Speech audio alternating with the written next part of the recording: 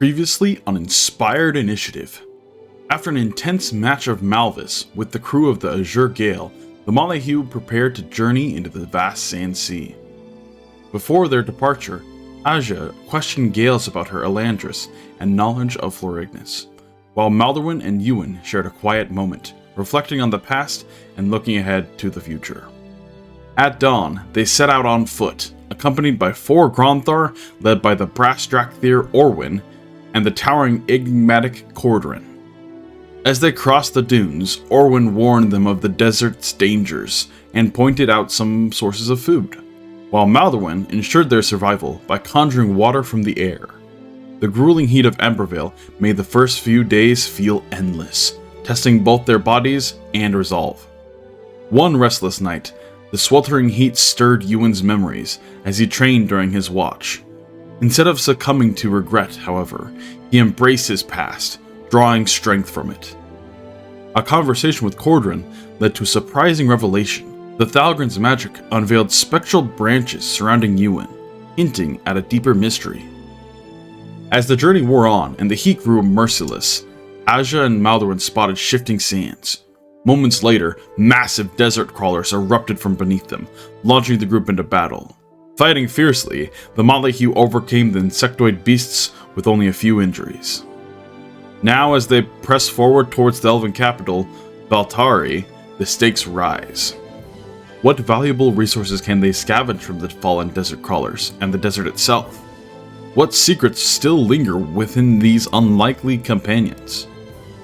And will they reach Valtari before the storms of Stormwake descend upon them? Tune in tonight on Inspired Initiative.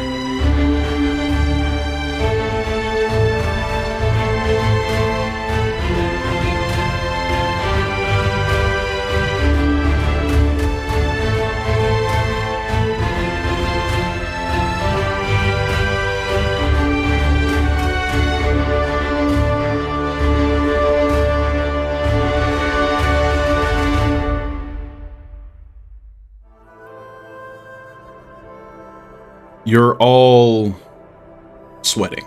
The adrenaline still lingering from the intense combat that just occurred. Some of you still with some pretty decent injuries tending to them as you regroup here. The couple large insectoid-like creatures remain still on the sand, defeated and dead, where a couple of them burrowed back into their burrows. You're not sure if there's more further down in the sands, so you don't know if you want to stay here much longer, but there might be some valuable loot to acquire from these large slain beasts. What would you all like to do?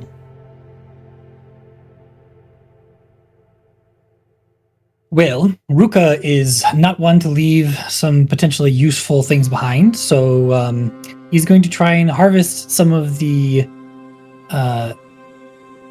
poison from the stingers. Okay. Of the 2 that they slew, the big ones. Mm-hmm. Do you have a poisoner's kit or some other tool at your disposal? Nope. So describe to me how Rhukkarrak is going to try to harvest said poison. He's going to just lop off the end of it, and then when he gets it, he's going to just carefully split it down in half and try to pry it open to get at the poison sac inside. Okay, go ahead and roll a sleight of hand for me.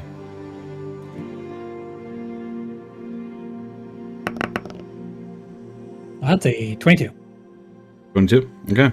You do so with a decent amount of expertise. You've been trained to slaughter different creatures and make use of their corpses. And so you take off the stinger and open it up. You do manage to carefully extract part of the toxins therein. Where are you wanting to put this? You see that the toxins are within very fragile membrane that you barely avoid cutting and ruining as you open up the actual stinger here. You know that you would not be able to carry or travel with this membrane without it just being broken and useless. Okay, before completely cutting it free of the chitinous shell, realizing how delicate it is, he will just kind of close it back up and maybe take a rip off of the rice sacks that he has there and just kind of tie it shut to keep it protected. Okay. And then if Asja's wanting to harvest meat, he'll help her harvest meat. Go ahead and just roll a survival check for me as well, Rhukkarrak.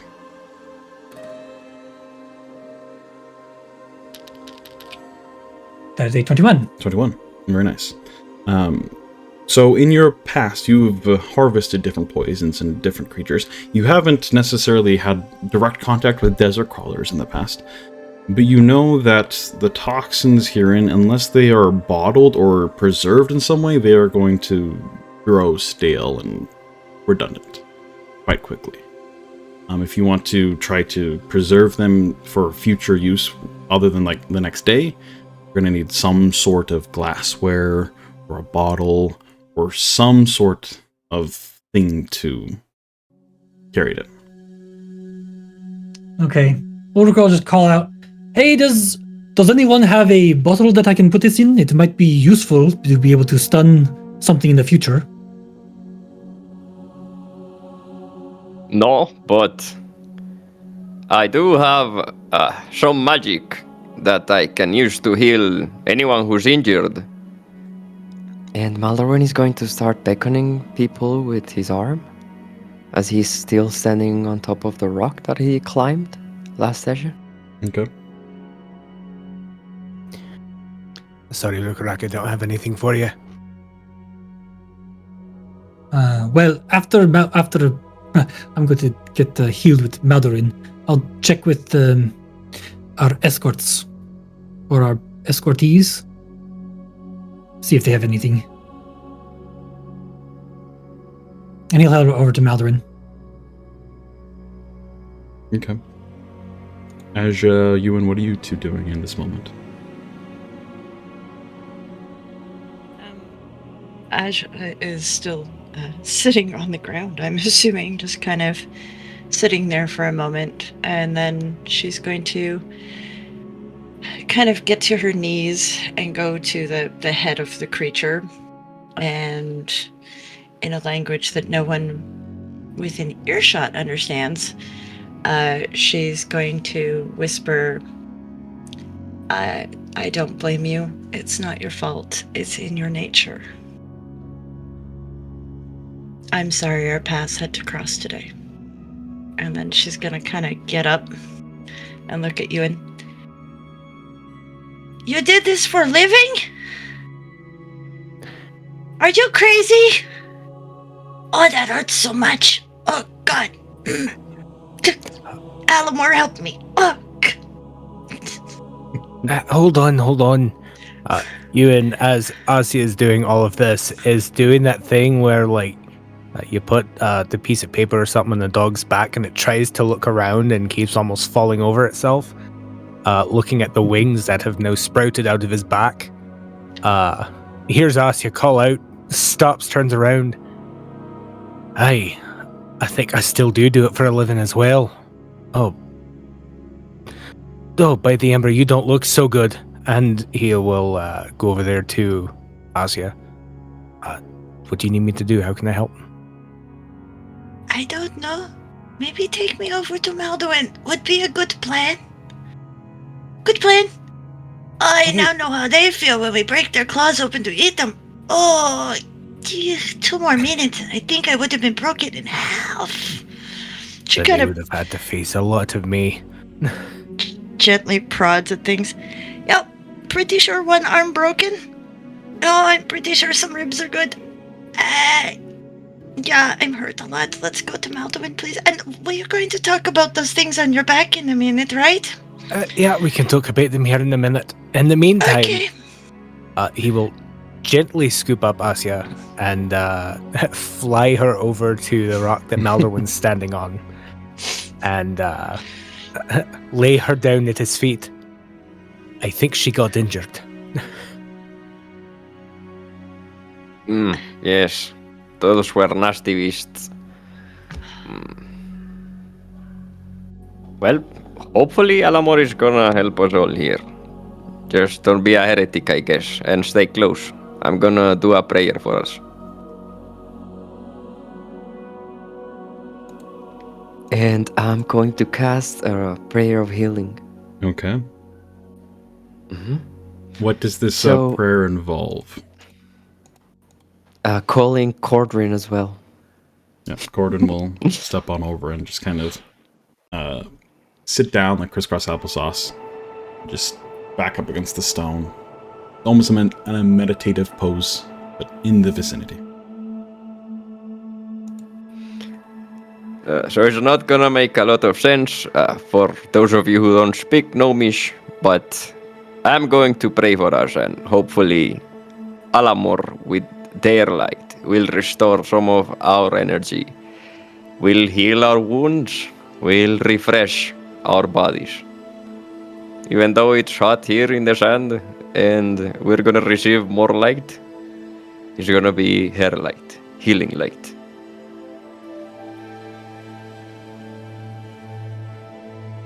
Very nice. So stay close as I pray.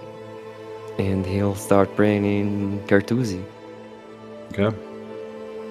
So as all of you hearken the words that you don't understand, but they're soothing and a little bit of conflict involved in that, you can kind of tell. Talking about the conflict as well, but it does start to slowly, you feel the light intensify upon your wounds. Slowly start to knit together a little bit. Go ahead and roll for that healing.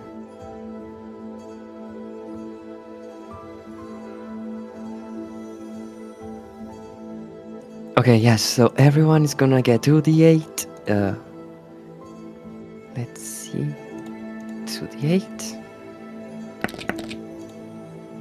Okay, 7 hit points back. But you also gain the benefits of a short rest. Nice. Oh. Actually, kind of boss. So for That's a me, good for one. example, I get all my my action surge, my second wind, all that good stuff. Yep. So not only So, do your wounds Sorry, knit go ahead. back together, but you feel just inhale a deep inhalation as you exhale. Your nerves are now settled. The adrenaline isn't as violent in this.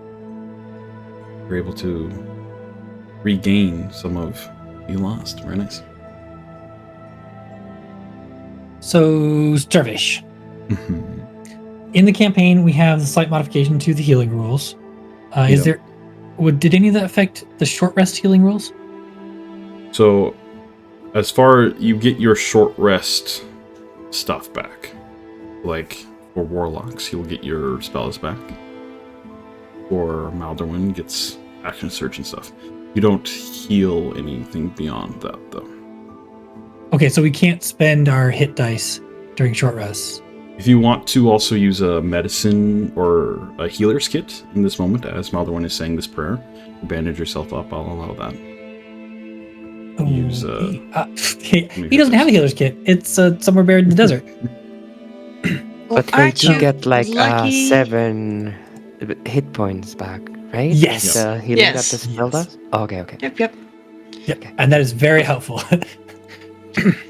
Thank But you. aren't you Maldorwen. lucky that your healer thought ahead and we have extra healing kits? We just have to catch up. We also have healing potions. We just have to catch up to the Gronthars. Which, at this point, slowly but surely, Orwin has brought the Gronthars kind of back, being skeptical of the area, making sure there's no other dangers, as they slowly meet you guys in that, like, under the arch of this rock formation. We should quickly harvest whatever meat we are going to from these beasts and get out of here. I think that's want to wise. see We their don't want friends to stay very long. Orin or Codrin, do either of you have a vial or container that I can put some of this paralyzing poison in? Might have something. He goes ahead and does a brief kind of overview of the inventory of different wares that you guys brought with you. Go ahead and just roll a D100 for me. We'll say on a 50 or higher, he has the perfect thing in this. Great. Okay.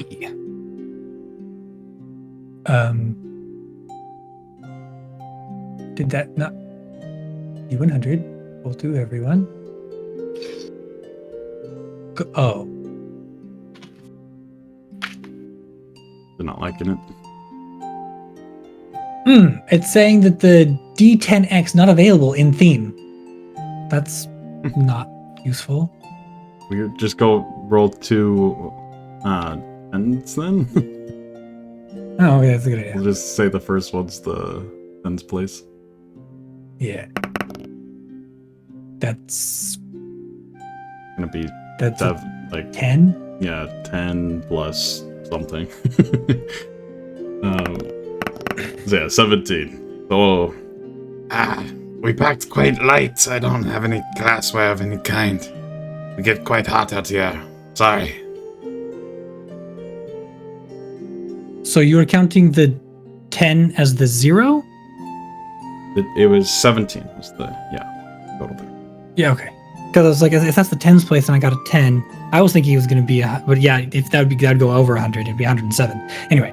That's easily. It'd be illegal. So yeah. So the 10 would be 0 and it's 7. Okay, got it. Definitely way too low. That's fine. Okay, well, no, that's fine. Honestly, I didn't think that I would even be able to harvest it. I was more curious as to how to harvest it. So at least I got the experience. I'll have to make sure the next time I get a chance to get me some vials so I can utilize it in the future. Kind of nods back. Go ahead and just roll a nature check for me now, Rhukkarrak. You're doing all the rolls here. Beasties. 15's not bad. 15? So as you start to think about, oh man, it's kind of a bummer losing this toxin. It would have been really nice to have. You kind of glance back at the large beasts and think to yourself, there's probably other things you can acquire from them if you would like to attempt it. You know that their carapace itself is pretty sturdy and could potentially sell decently in Veltari. The venom gland is what you were able to pull out and extract, but unfortunately you don't have any methods of transporting that. You know their eyes also could probably be used in some sort of alchemical recipe. Usually things of that nature are quite valuable. And so there's a couple other options there if you would like to try to scavenge anything more. Okay. I mean, you might as well try to get the eyes and carapace. Most especially some carapace. Maybe it can be integrated into his clothing. It can be a... Molly's gonna follow Rhukkarrak and try and help. I don't know if I can guide him or give him advantage. I do have proficiency with survival. Yeah, very nice. Yeah, we'll definitely say you can definitely help if you want to guide, like an explanation of how Maldorwen guides with guidance.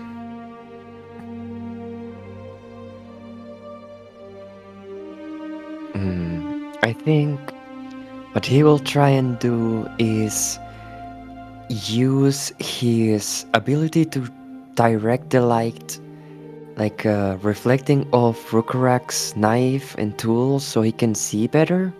Maybe even from his helmet or something like that. Okay, very nice. Yeah, Rhukkarrak, go ahead and roll. What are you trying first, the carapace or the eyes? Yeah, he definitely wants the carapace for Okay. potentially go using ahead or spicing up his clothing. And roll sleight of hand. You do have advantage plus a d4. Awesome. Those were both 14s for a total of 19. Plus 19's d4. Not bad, yeah. Plus d4. For a grand total of dirty 20. Dirty 20, very nice. So as you start to carve away this thicker, pretty durable carapace, you notice that it is quite fragile in some places. Noticing that, you were able to bring it off and acquire it quite successfully. There is a lot of carapace here. It weighs a decent amount. You can definitely have it fashioned into armor and whatnot. However, you think that you might not have the exact tools to do that here in the desert. But you can definitely take it with you if you'd like. Yeah, he wants to find a smaller round piece, maybe on its arm, that he can has as like a shoulder, like Pommel. pauldron is what it's called. Pauldron, yeah. Okay. Something. Anyway, little things for his stuff, and then he'll probably get enough for a single set of armor because Okay. it is heavy. And then, is anyone else interested in potentially getting armor for themselves from this?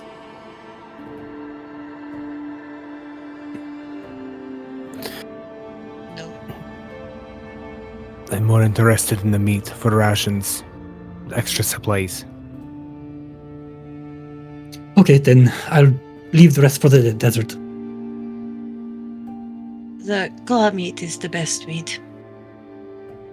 Asja's just gonna go back to stitching up some more of her wounds. Oh, right, Rhukkarrak, you are still hurt. She holds up a healing potion. If you drink this and clean out the bottle, would it work for your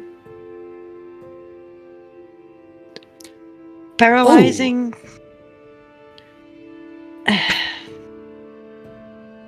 I think so. I don't know the reaction with the remains of the potion, depending on how well I'm able to clean it, but we could try it. How much hot sauce is there left on your bottles, Asja and Yuan? Oh, not much. I've still got quite a bit. I have at least 2 bottles that are almost empty and 1 bottle that's full, so I have 2 bottles. Again, if you're going to rinse them out, there we go. I just didn't know if they would be good for it. I mean, it's just the 2 stingers, so Well, these should be good then. we can try it. Worst case scenario, it goes bad, and we have the same scenarios now, so. Worst case scenario, the person gets paralyzed and they're in agony because they have spicy hot sauce going through their body. Oh god, no. Worst case scenario, we have snacks with poison. I think it would be best maybe to avoid the hot sauce bottle. Yeah, I'll try the healing potion bottle We can just to call see. it the Last Supper bottle.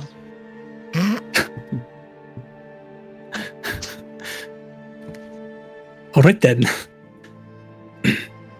And You're going to want to label it, or else at some point I'm going to get hungry and mistake it for something else, and I don't want to poison myself. And she goes I back to mean- stitching herself up. it will be the only bottle in my possession, so just don't drink any of my. I guess. I don't know. Okay. So, yeah. Clever ingenuity. You rinse out the rest of the hot sauce, the little bit of residue that is left from the empty bottle, and are able to very carefully extract a decent amount of toxin, right where you feel like you could coat a good couple armaments with it for a decent amount of attacks. It could come in very handy in the future. Okay. So we got two bottles or? Just the one bottle of toxin. There Just the wasn't one. enough Okay. toxin there to fill another whole bottle. That's what I Just thought, the but two she products. was offering 2 bottles. I want to make sure. Excellent. All right, then. Add that to my inventory. Does anyone know how to preserve these eyes? I don't think they'll be very valuable if they dry out. Or is that how you're supposed to preserve them?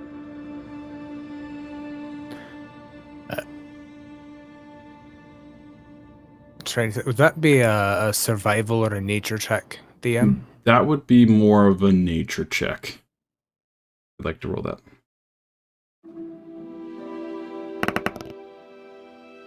It's 14. 14. Not too bad. You as well have not dealt with specifically harvesting desert crawler eyes. But you know that at least some sort of moisture will be needed in order to keep them preserved in a way. I feel that just plopping them in water probably wouldn't be the best. They could like bloat and that would get all nasty. Maybe some sort of oil? Be able to kind of preserve them.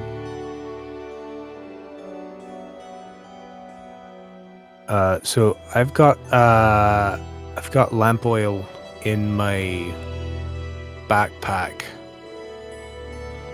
It's 2 pounds of 2 pounds worth of oil. So I don't know how much that would translate to. Would something like that work, even though it's flammable, or? With a 14, you'd think, yeah, that probably would do the trick. Yeah, very well. Who needs a mage? Just add eyeballs to fire oil and we have fireball.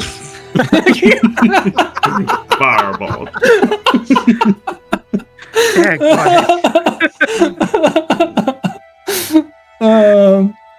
New material components for Fireball.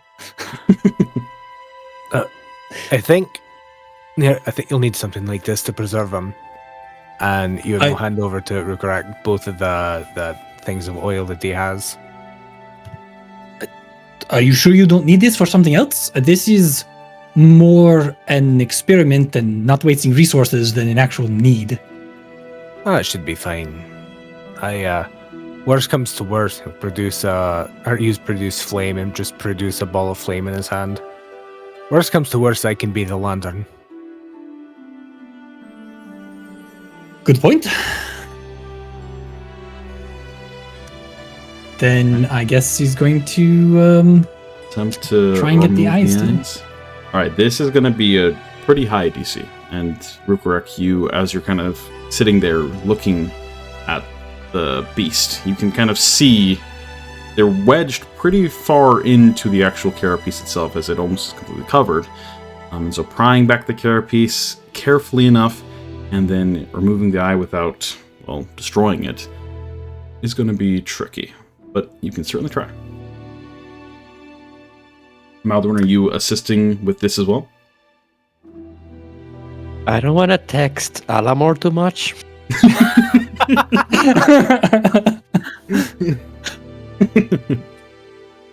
I mean, you don't have to do guidance, but are you going to assist or just go about doing something else? Sure, I'm gonna give you advantage. I'll help you out with that. Okay. Go ahead and roll sleight of hand with advantage here.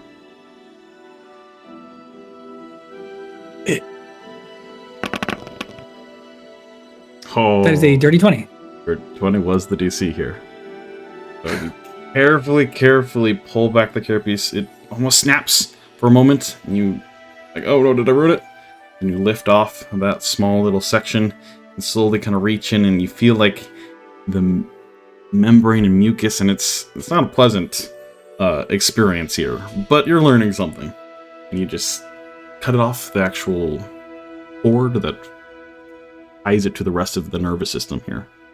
And you acquire the two pretty large. They're about golf ball size. No, a little more like oranges, maybe grapefruits. They're pretty large once you fully take them out of the carapace here.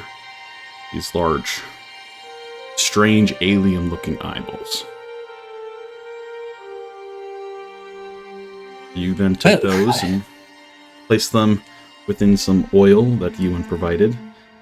And yeah, you can mark down that you have 2 desert crawler eyeballs.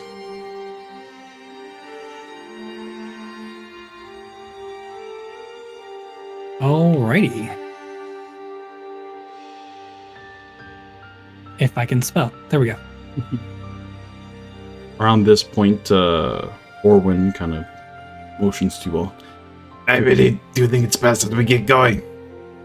We don't want to stay here much longer. Starting to see the sand shifting over there. I think they're getting curious. Don't know if there's more down there, but I want to test it. But do we want to just snap off the claws? Maybe pick up some of the roasted snacks and be on our way? Hey, that works for me. Euan will hop down and start harvesting desert crawler claws. Okay, just go ahead and roll a survival check, because this isn't as sleight of hand, because you're just harvesting the actual claws themselves. Maybe. Well, everybody's... Sorry. No, I you're forgot right. you were rolling.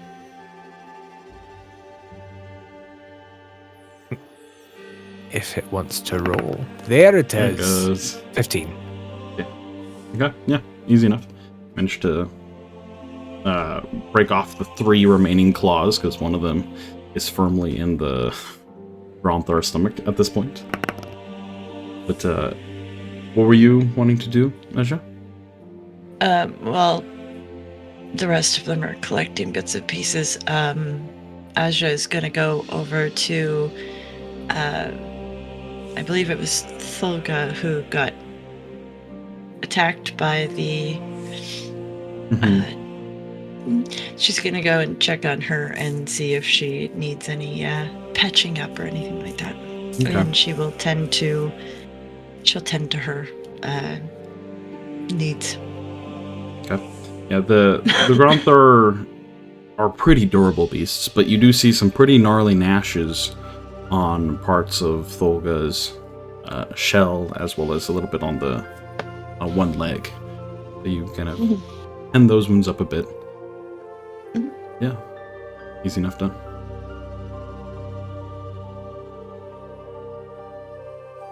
Right. Would anyone like to do anything else before you all start to move on?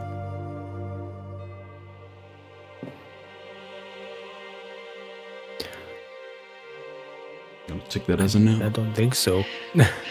No, I was just gonna go. We should probably get moving and be as far away from here before we try and make camp tonight. Orwin kind of just nods in agreement with that, as slowly but surely you all then start the trek once again, walking through the sand underneath each step and a gritting between your shoes. And slowly the night is upon you. It was already roughly getting later in the day anyways, but at this point the Alamore fully does set. You cover a couple more miles of ground. And you continue to walk. As you discussed previously, you all are going to try to give it a few more hours each day to try to make that deadline, or even, hopefully, before the true storms of Stormwake arise. And so, as the desert kind of falls a little more quiet, the shadows kind of linger. You trek as Ignisera rises in the sky. It's quite strange. At least from our perspective as humans on the planet Earth. Nighttime in Embervale is much hotter than the day, as the light from Alamor is not the same and is not the primary source of heat that imbues the planet.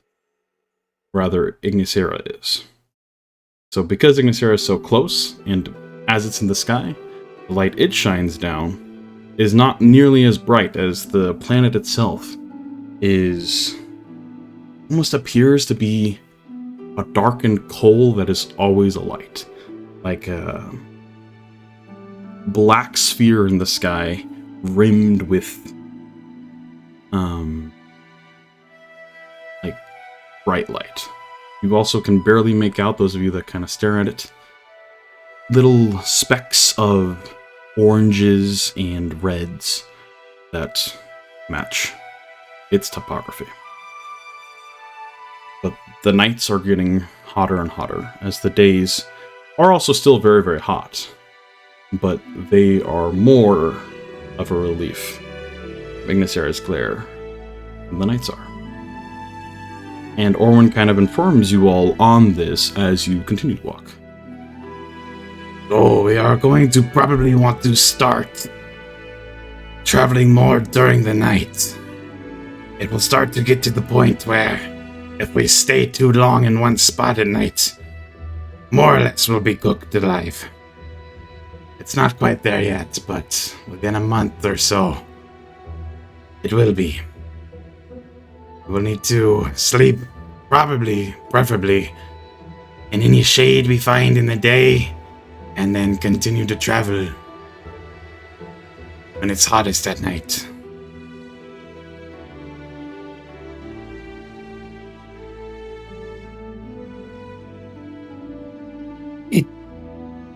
I have never been this late in the season. You're saying it gets hot at night? You feel it, don't you? It's hotter right now than it was a few hours ago. I really do not like this season. I'm used to the dark times being cooler. This is insanity.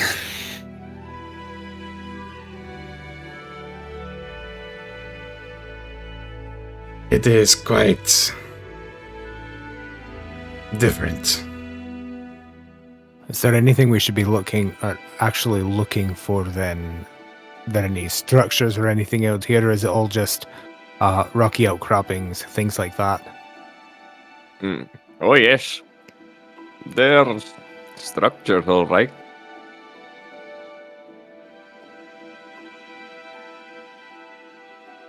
The Orwin kind of just looks towards you with interest. What kind of structures? It's not for all ears to hear. Carthusian secrets. I'm sorry, but I don't trust you that much.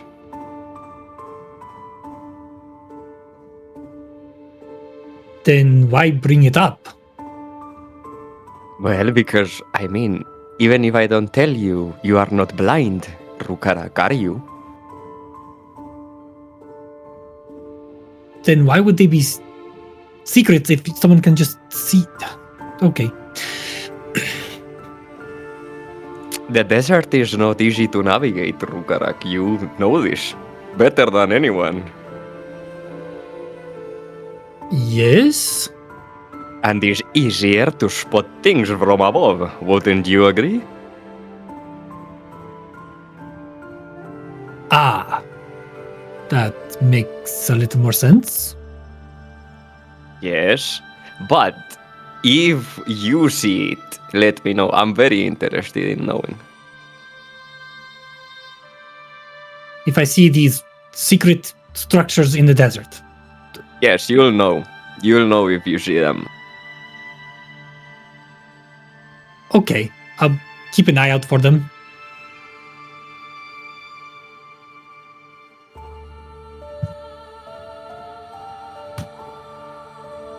So, Euan, You have these wings now? Is that what happened? It kind of looks around, and by now, as it's starting to get later, the wings have gone, almost like dead branches in the wind, just kind of shed them after about 10 minutes of them being active. Apparently I do. I was going to try to run and help the Grandfather, and it just happened.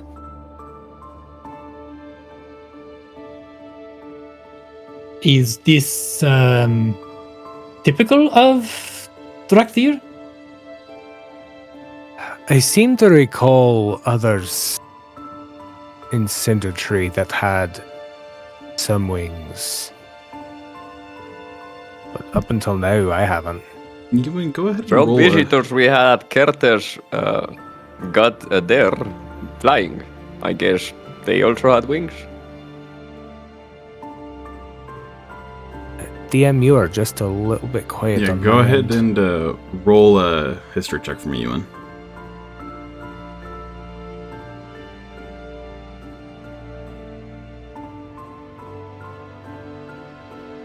Maybe again. Oh no. I can see that we're having issues again with Not with our dice roller. Brady dice now. I didn't have there it any goes. problems. 8. 8 is less than stellar. You definitely have heard of other Drakthir Right. embracing more of their draconic bloodline, if you would, and gaining that aspect of flight. But it's like history that you weren't ever familiar with. You didn't know anyone personally that had the ability.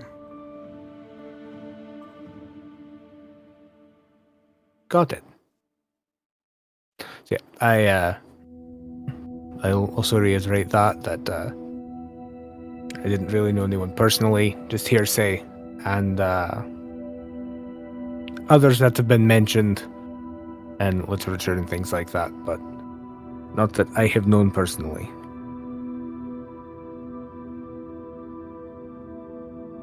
Ah, yes, I was curious because I haven't really seen much myself.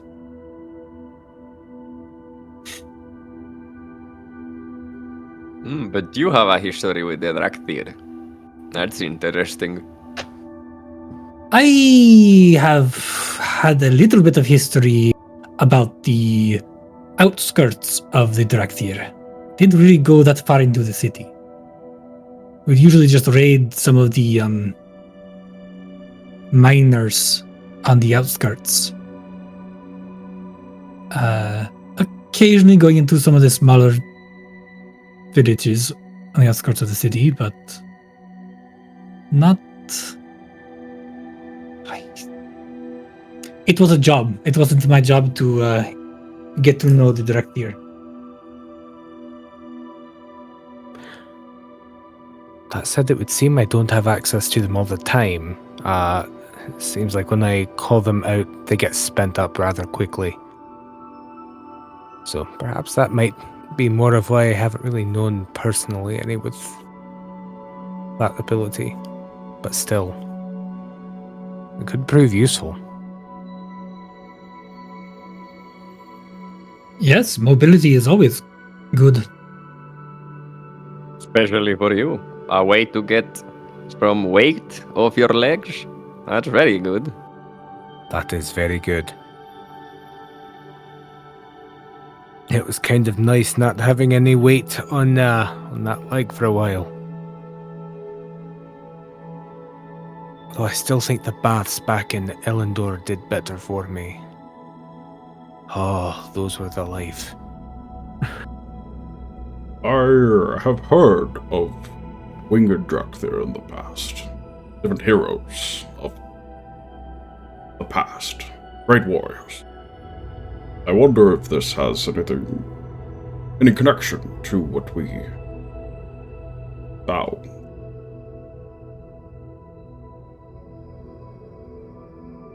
Perhaps. Look at that, Euan. You're a great warrior. As if that wasn't clear already. Good point. Good point. I'm something like that. Kinda gives off a little bit of a sad smirk. What about you, Cordran? You handled yourself very well back there. Oh, thank you. I travel a lot. It is of my best interest to be prepared for such things.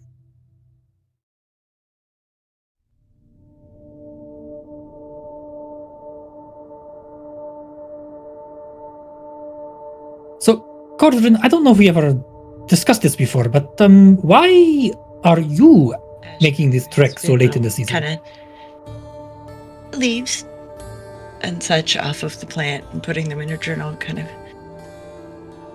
Why do you wander so much?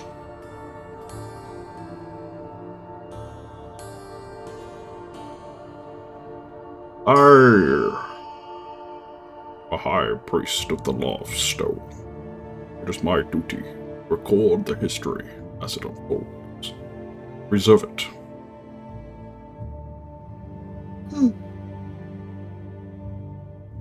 We used to Is have that people what like you're that. carrying around? Sorry. He kind of clutches the stone tablet. Yes. It holds knowledge of the eons.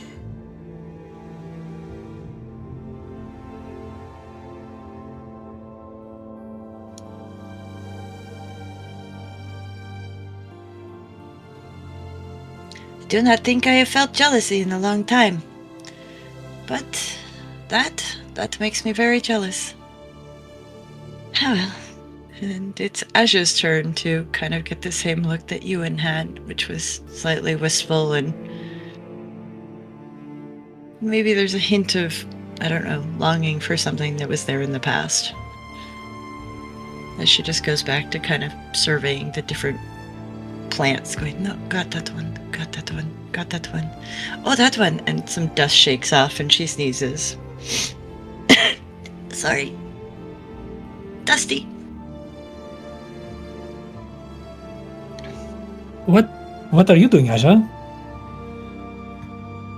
Well, I might as well collect the plants and then ask Orwin later about what they do. I mean, maybe they have a medicine that I don't know about. It would always be good to grow the knowledge that I have so that I can take it back home. And we can preserve it. And have access to medicines, which means the medicines we have that maybe do the same thing as these medicines, we can see what happens if you combine them together. Different things like that. Well, Also, some of them might be good in food. You never know. Can I see what you have collected? That way I can help you find new things? It's okay, but I like to do this part myself, if that's okay. Oh, no, that's fine. And the plants that you do collect, Asja, are few and far between. The desert is pretty sandy, but there definitely is foliage here and there. As the days go on, it gets drier and drier to the point where most of like any leaves or anything like that, you break off and so fragile, almost crumble to dust like in your hand. And you know that it's only going to get worse from here. And a lot of the plants are made and have that in their biology. You see like different seeds that start to dry up and then scatter throughout the dunes. She will try and collect some of the like root. She'll look at the root. Like she'll take one plant and she'll kind of dissect the plant and try and take, like, here's a leaf, here's, if it had a flower part, here's a flower, take a few seeds, stuff like that, and just kind of, so that she only has to take one plant and kind of cut it up. If there's a root bulb, she'll try and take some slices of the root bulb and stuff like that as well. It's all just going to be dry press. She's not trying to preserve any, except for exactly what we all did as kids and put flowers in books and squish them together in between other books to kind of press them. So that's pretty much what she's doing for now, is, putting them in a book, another one of her. Just to let everybody know, she's got 5 different books, so she's now produced another book, and that's what she seems to be doing. Is it seems to be a book that has pressed flowers and plant bits and stuff like that already in it, and that's what she's just adding to that. And she'll add notes to the pages as well later when she can question their guide about things, because he seems to know about the desert a bit more than any of them do. So, yep.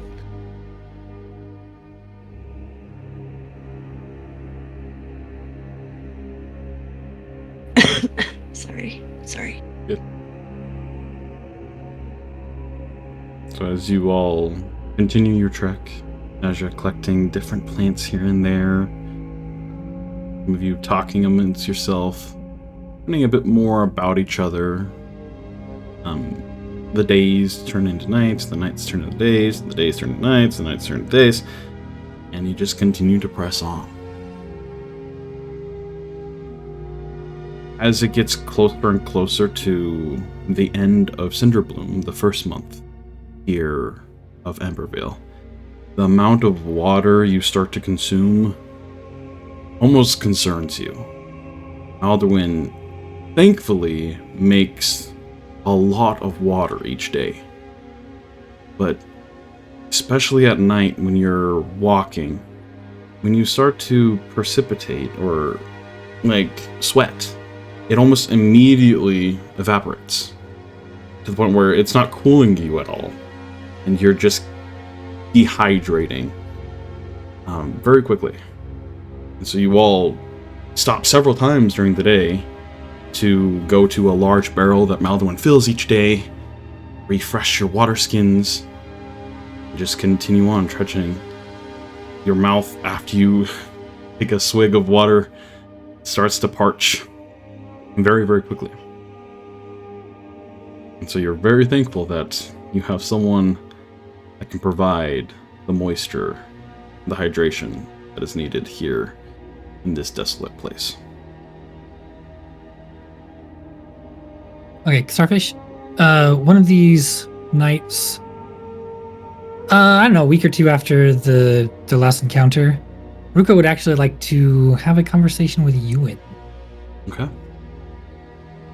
So as we'll say, you all have started to transition, going an hour later each day and waking up an hour later each day as well. You're slowly changing your schedule to the point where you're going to just start to travel only at nights. We'll say it's not quite to that point yet, but camp is set up, and Euan is right there. So, Euan, I've been curious. Euan will turn to look at you and offer you a quick smile. Hey, what is it, Rhukkarrak? You can tell me to shove off if this is not something you want to talk about, but I'm just curious. What was your family like?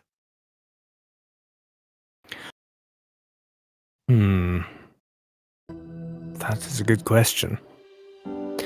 Unfortunately, I don't have much of an answer for you. I wasn't really raised by my family per se.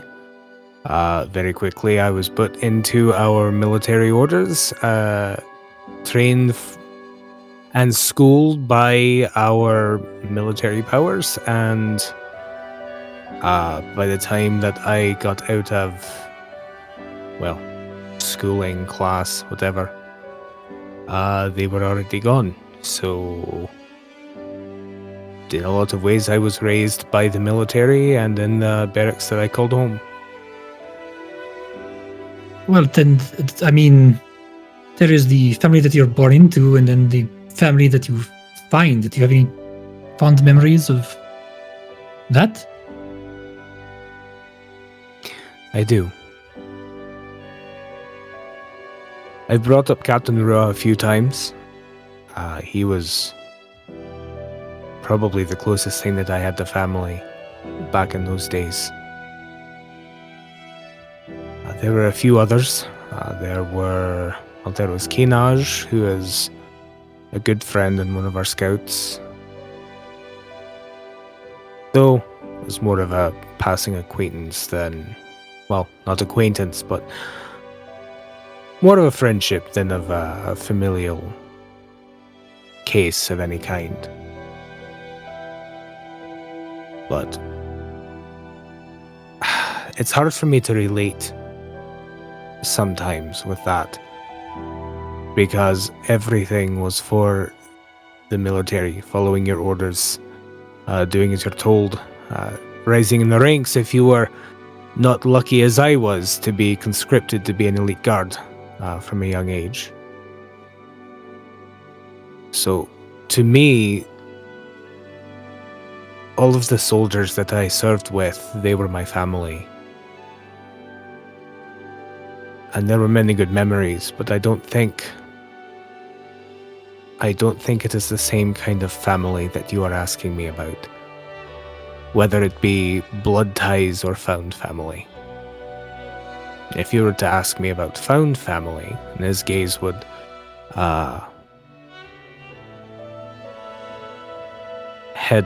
his gaze would sort of scan the encampment until his eyes rested on Asja. I would say that I have found a greater family in the last year than I have the rest of my life.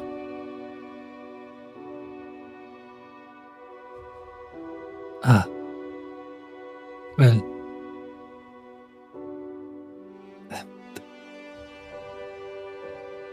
thank you for sharing. I know I've been a bit cold towards you.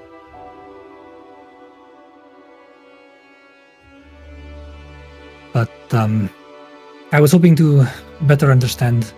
I'm sorry if and he's just gonna kind of awkwardly turn and start walking off. Euan will reach out, like he's gonna put his hand on Rhukkarrak's shoulder, stop, and just kind of tug at the back of the rice cloak that he's wearing.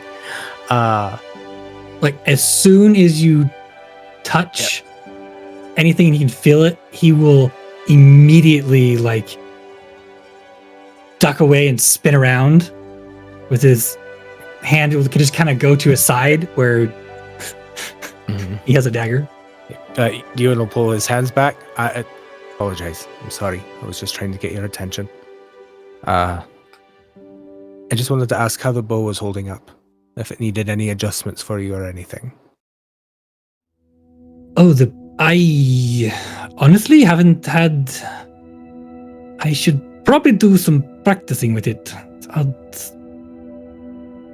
let you know. Sounds good. And I'm sorry you probably didn't get the answer that you were looking for. But it is fine. You also don't need to worry about apologizing.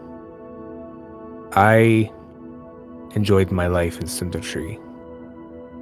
I enjoyed my companions and the people that I lived and trained with.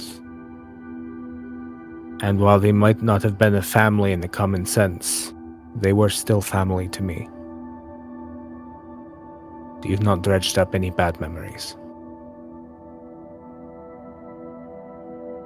And he'll just give you a nod and go pull out his bow and just set up a target off in the distance and just take a little bit of time to shoot it, see if there's anything odd about it, and make sure it's working right.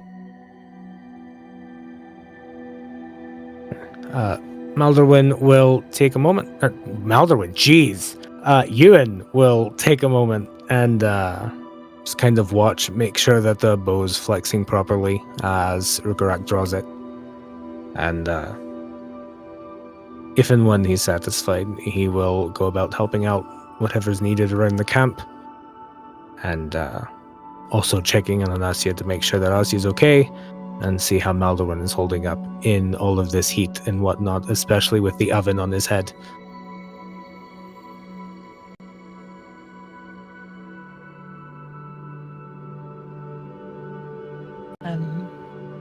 Asja is probably helping make whatever rations they're having for dinner taste better.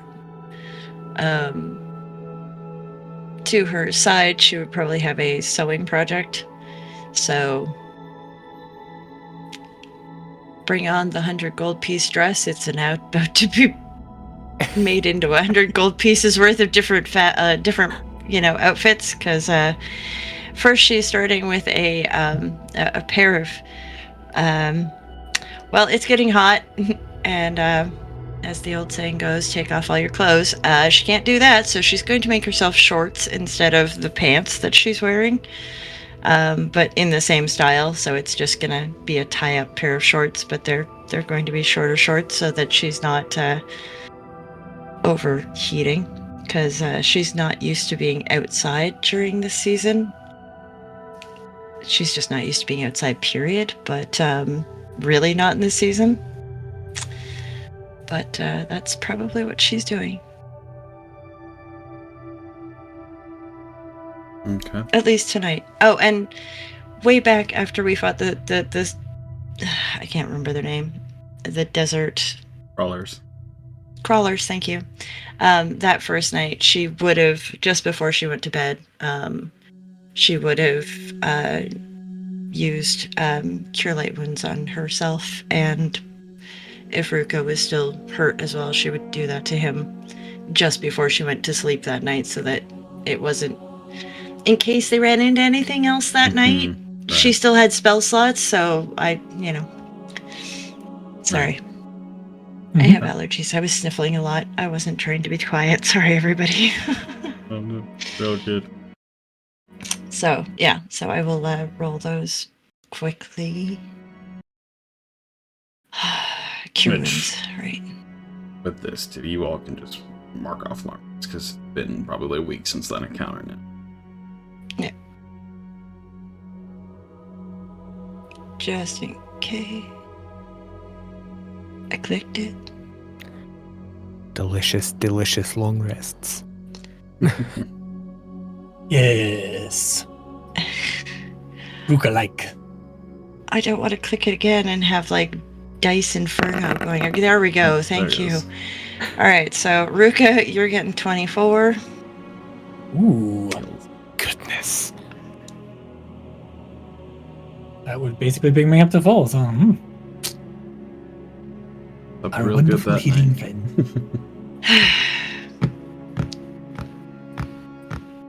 Yeah, it's struggling to be Oh yeah. days.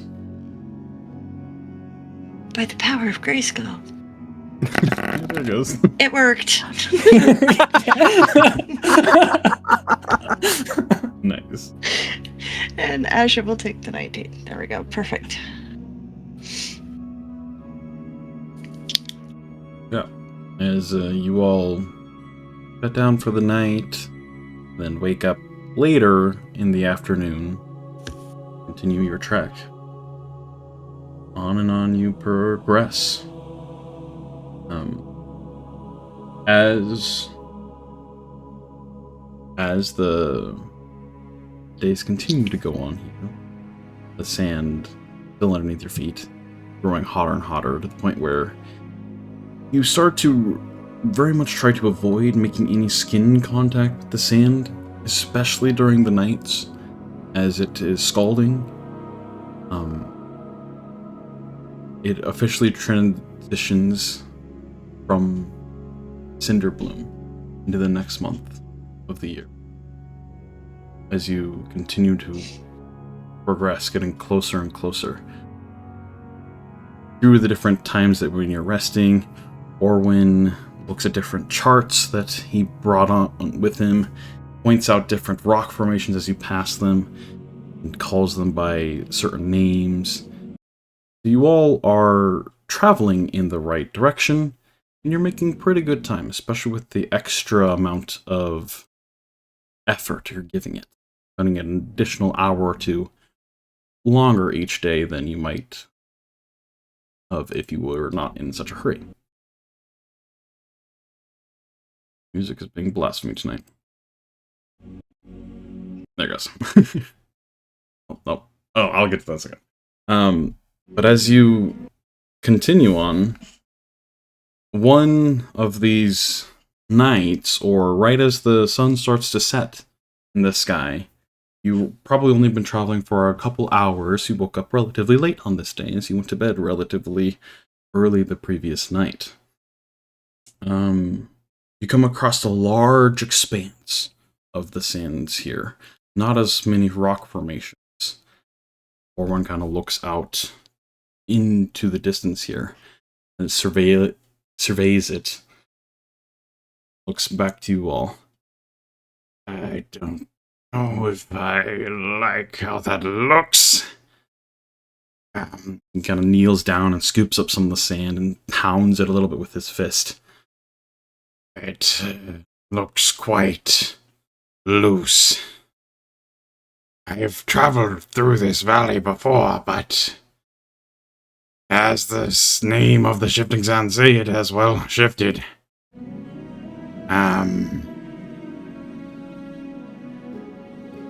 If we want to go around this, it will take several more days. He kind of points way off in the distance to a larger rock formation. There's for sure to be steady sand over there, but going all the way north that way will add a lot to our time. Or we can try to go straight through, but what do you all think? Ruka is going to look out across and try and determine potentially what kind of hazard that they would encounter. Like, does it look like burrowed sands or quicksand or something like that? So, Orwin has kind of described this in the past too, as you traveled. In different portions of the Sand Sea, the sand is a lot more loose and is, more or less quicksand in some ways. Where if you move too slowly across it, it will swallow you whole. Or if you have too much weight, yet again, swallow you whole. It can be quite dangerous if not traversed carefully. Ah.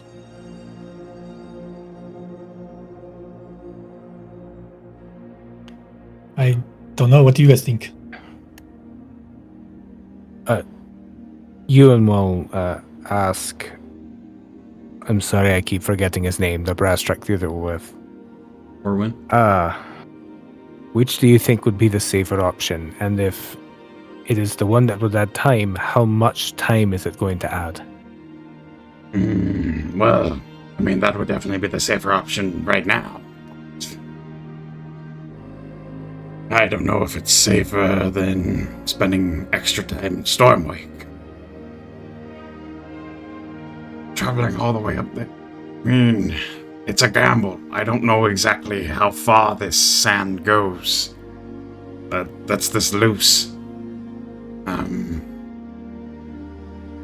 We could try to border it and go north until it stops and gets more sturdy, but that could be, it's for sure, all the way at that formation. But getting all the way up there would take probably an extra week. Time going all the way up and then back down.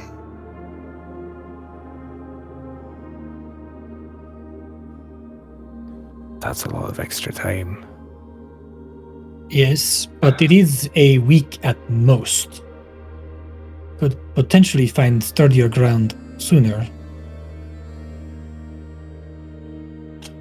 Or find somewhere that is not as wide across.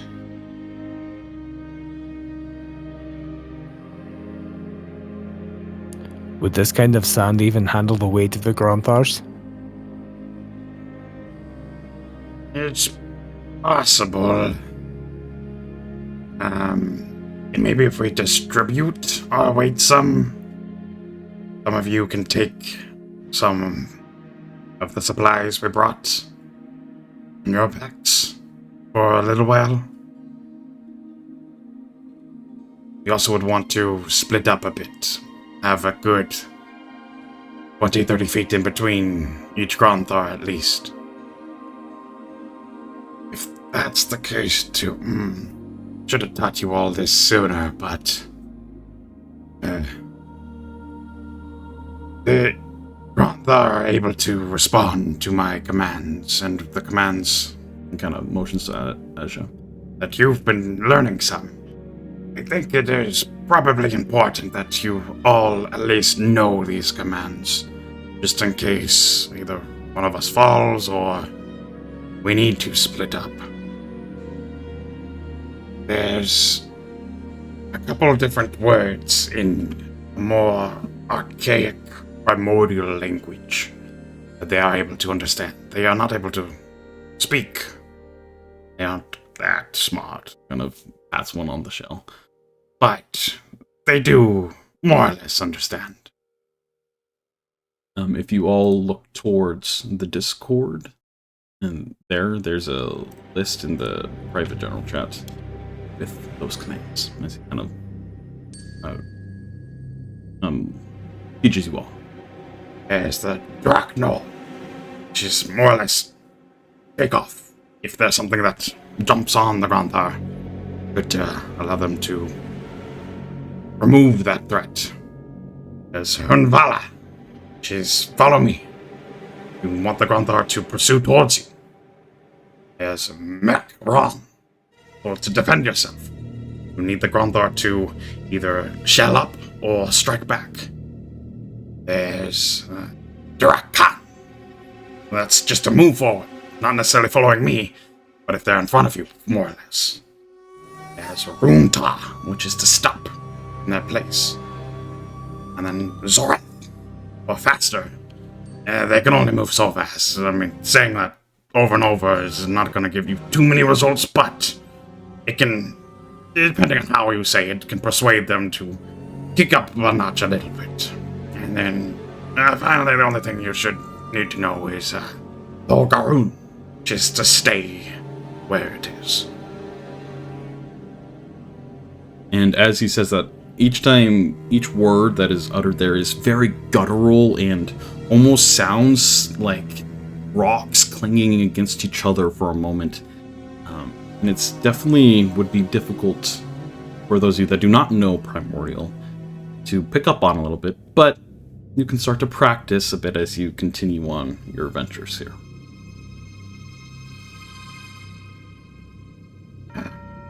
With that, we could split up and each of us be somewhat close to a Gronthar, carrying separate weight on our packs. It still can be risky.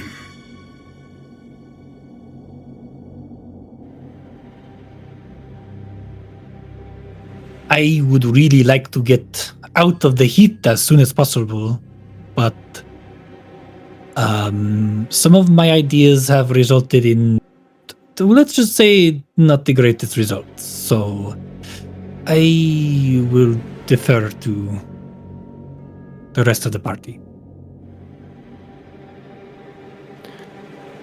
I have a much easier time traveling during the months of Embervale than I do Stormwake.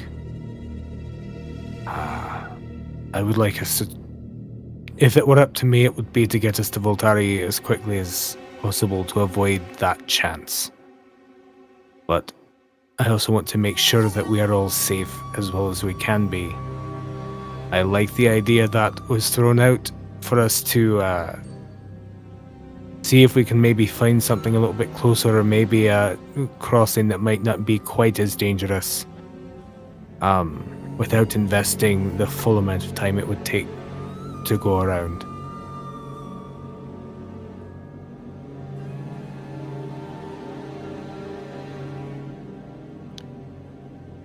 I think that is left the- home to try new experiences, but honestly, I don't want to try the storms. One season, an adventure is good enough for me. Thanks. So, again, maybe we could find somewhere that is a little narrower. I don't know. But again, that might just add time because we might just not find anywhere narrower and get to the rock and be climbing the rock, which would add a week. So if we spread it out and distribute, and we go carefully, and we stay very attentive, I think we should be able to do it.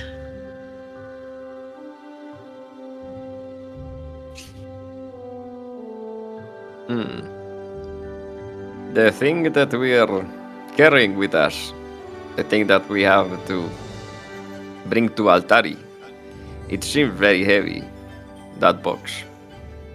So that box plus a ground tar, I don't know. I think that it is very risky. I would rather play it safe, so to speak. Losing someone there on those sands would be very bad.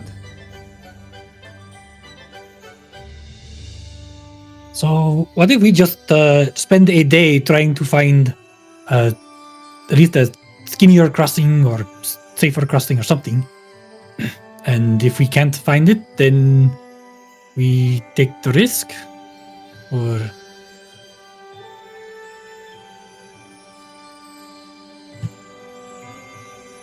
would we prefer something else? I think trying to spend at least a day or two to see if maybe there's a better option than crossing right here is perfectly fine. I just worry about the time it would take to fully go around it, if that makes sense. If anything, we could also push a bit harder these couple of days. Try to get as far as we can, see if we can find that place or go around faster.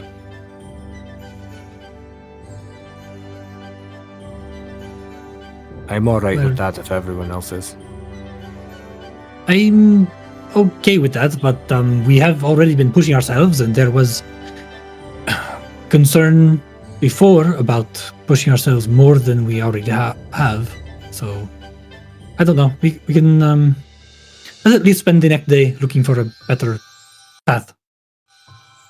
Asja will walk over to Euan's side and just kind of lean against him with her arms crossed. I think I can keep him running. It's okay. Ewan's eye twitches ever so slightly. She smiles, a little cheeky smile. I know he's an older model, but I'm starting to get used to fixing it up all the time. She just kind of ducks and moves away quickly. Ewan goes to playfully bonk her on the head with a giant green fist. Misses, almost falls over. No, nobody saw that. No, nobody saw that. Everyone saw that. We all saw that. All the grandfathers are just staring him down.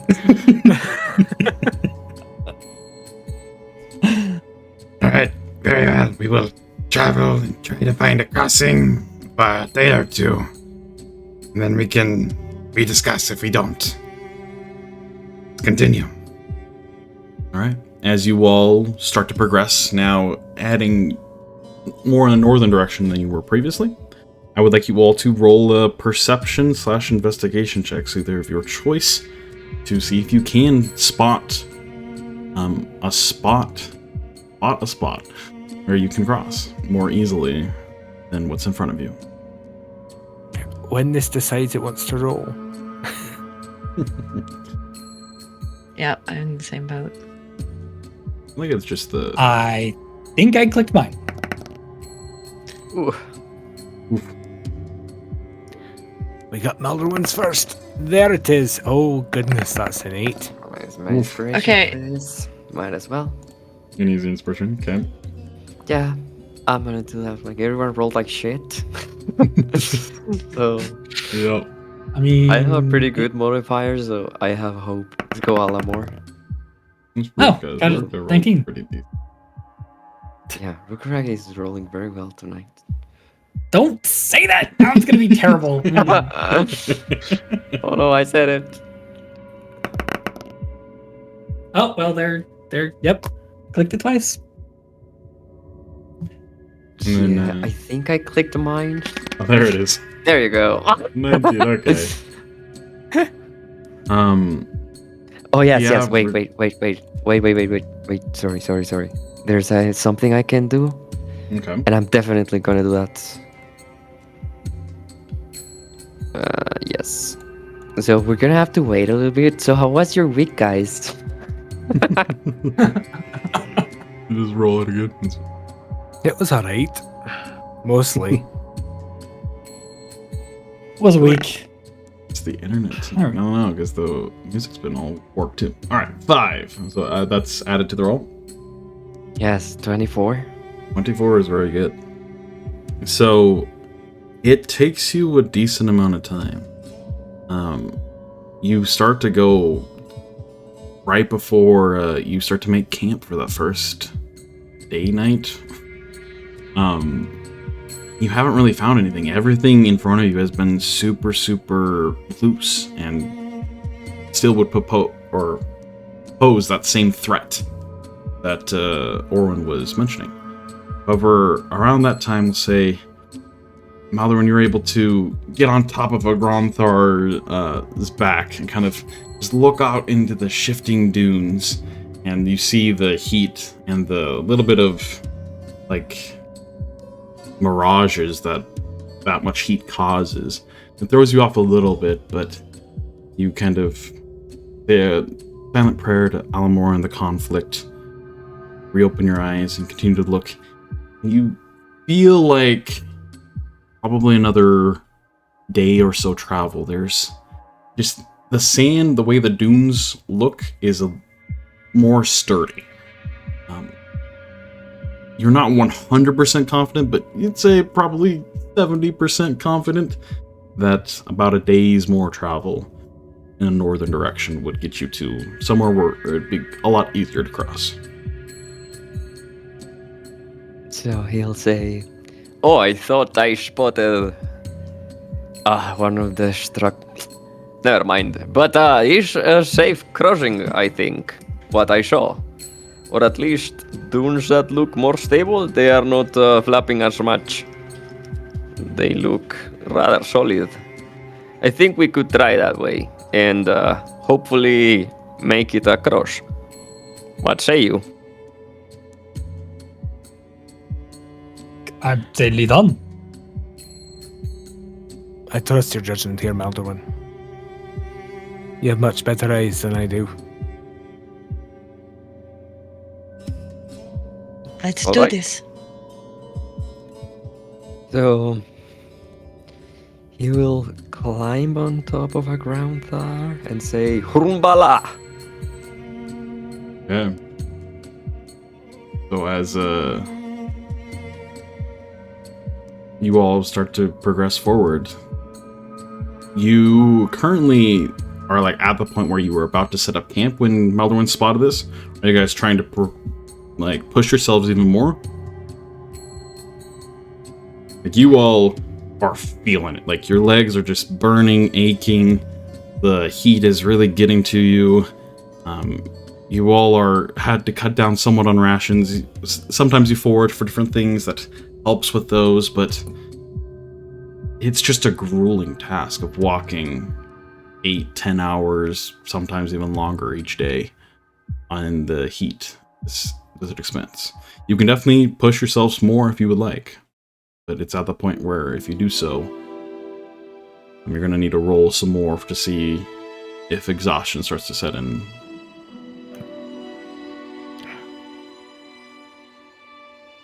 I think I can push myself a little harder if everyone else wants to. But I'm definitely hurting. If we are going to do this, we should only do it for this one day, night, whatever, sleep cycle.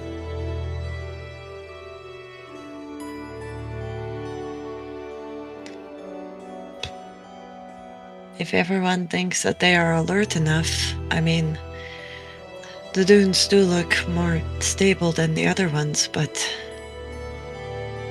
if we get into a situation, is everybody going to be 100%, or should we try and take a rest and then go over the dunes once we've all had a good rest and we'll be more alert?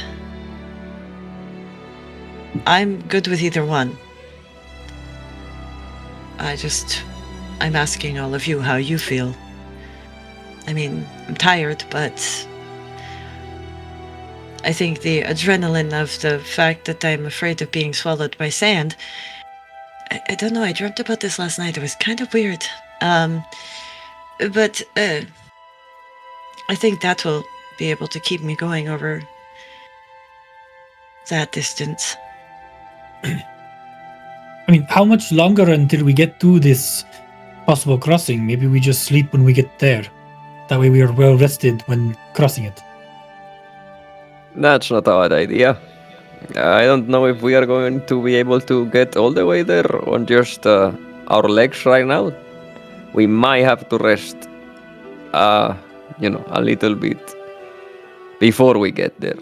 But I do think we should try and push ourselves a little tonight, at least. Just, to make sure that my eyes aren't lying and that we can actually cross. Then let's push a little bit more.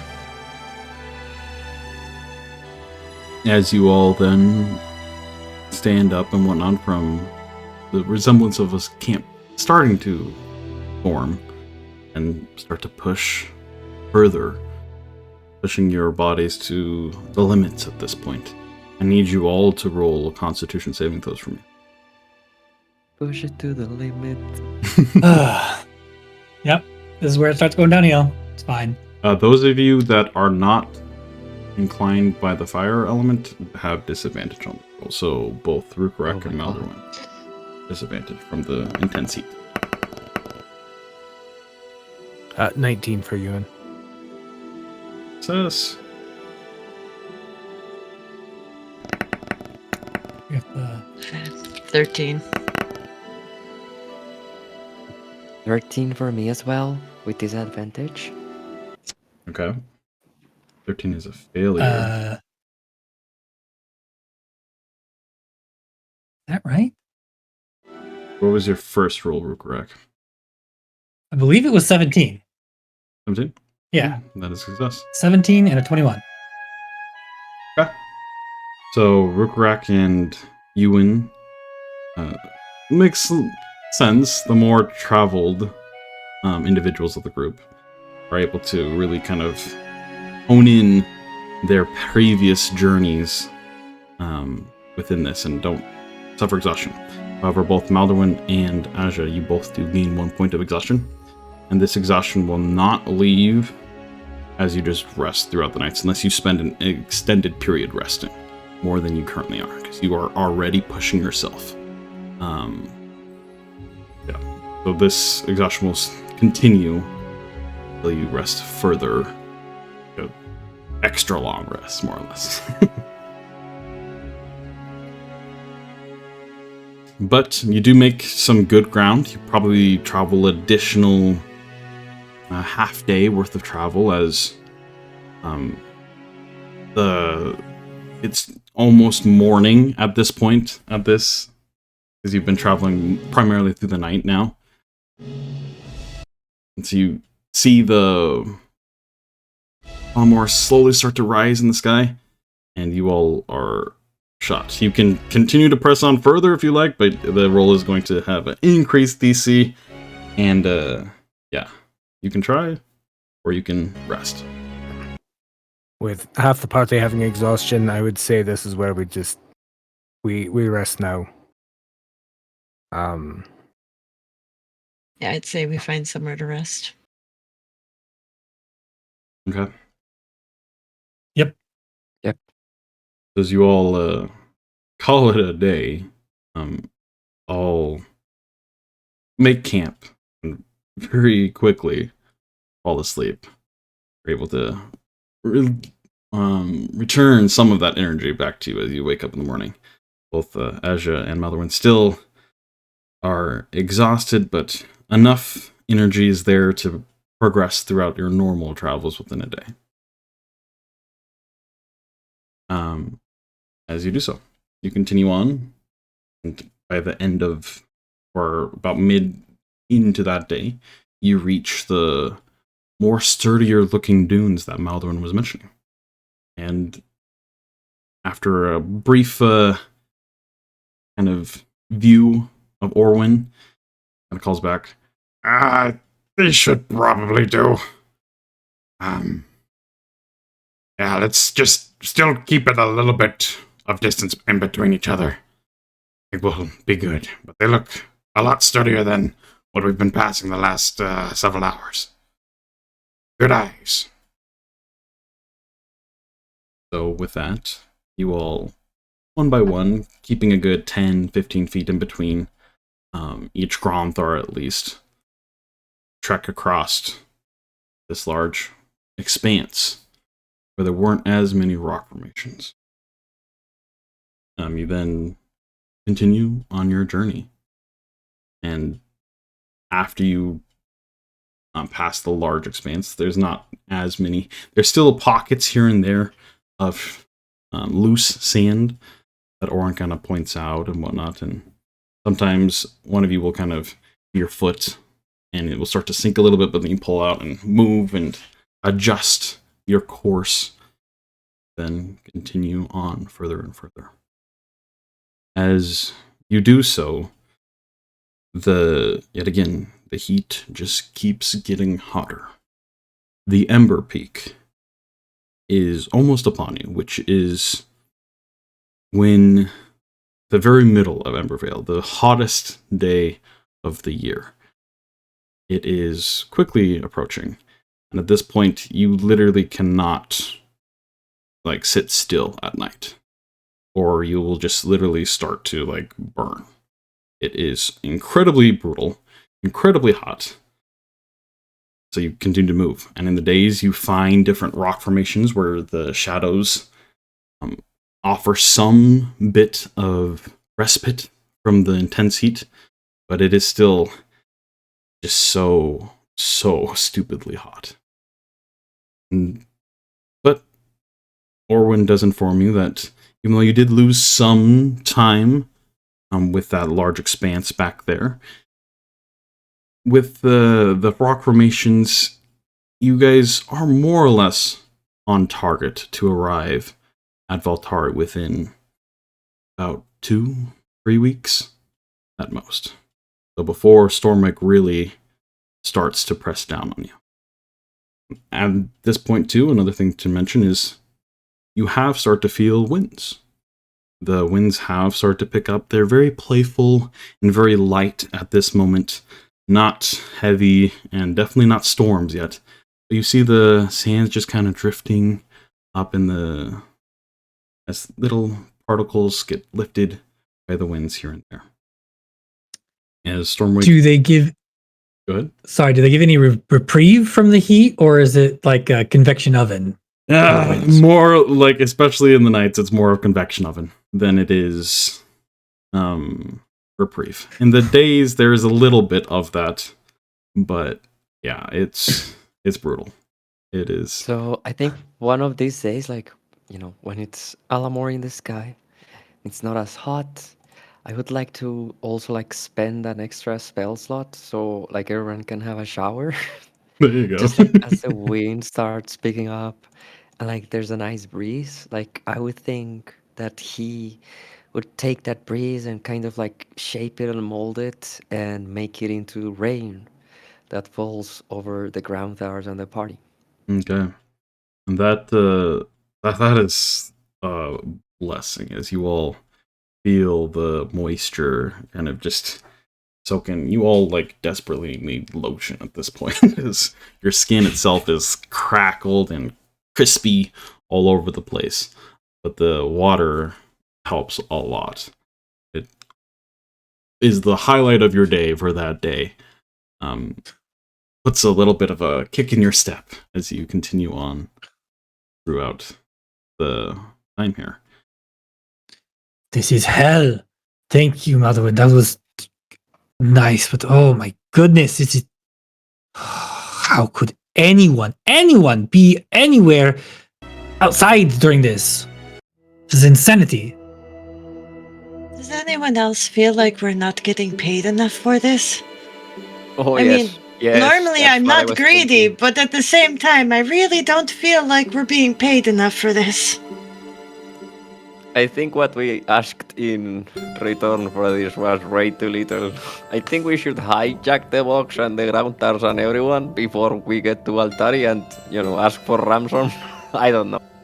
Ugh. Can we ask for a whole case of skin lotion? Because, ow, she's kind of, my skin, it's like I what didn't happens remember to how lizards. much I hated walking. I think walking is the thing that I hate the most now. Oh my god. Euan kind of looks around at everyone else. He's a little toasty, but he's doing mostly alright. He'll just kind of get in the middle of everyone, pop out his wings, and hold him up for shade for everyone. It's the U umbrella, yeah. You umbrella. Thank you, Euan. And thank you, Maldorwen. Very Yeah, nice, nice touch. I will never complain about living underground ever again. Oh, I don't like this. It is blatantly obvious to you all, especially right now, why no one travels during this time of the year, or very, very few people, and those that do are kind of seen as a little weird, because it is bordering on torture.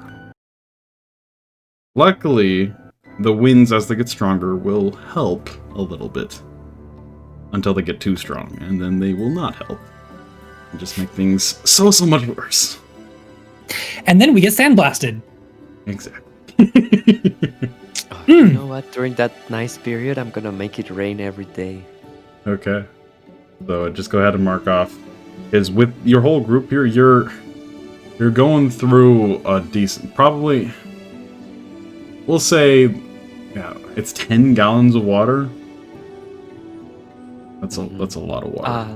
Let's see. I think so. Yes. Yeah. So I'd say you roughly need to catch like every other day. Because yeah, the ground thor and everything. But the ground thor do not drink either. They're basically yeah, you all are drinking a lot. But yeah, your journey continues.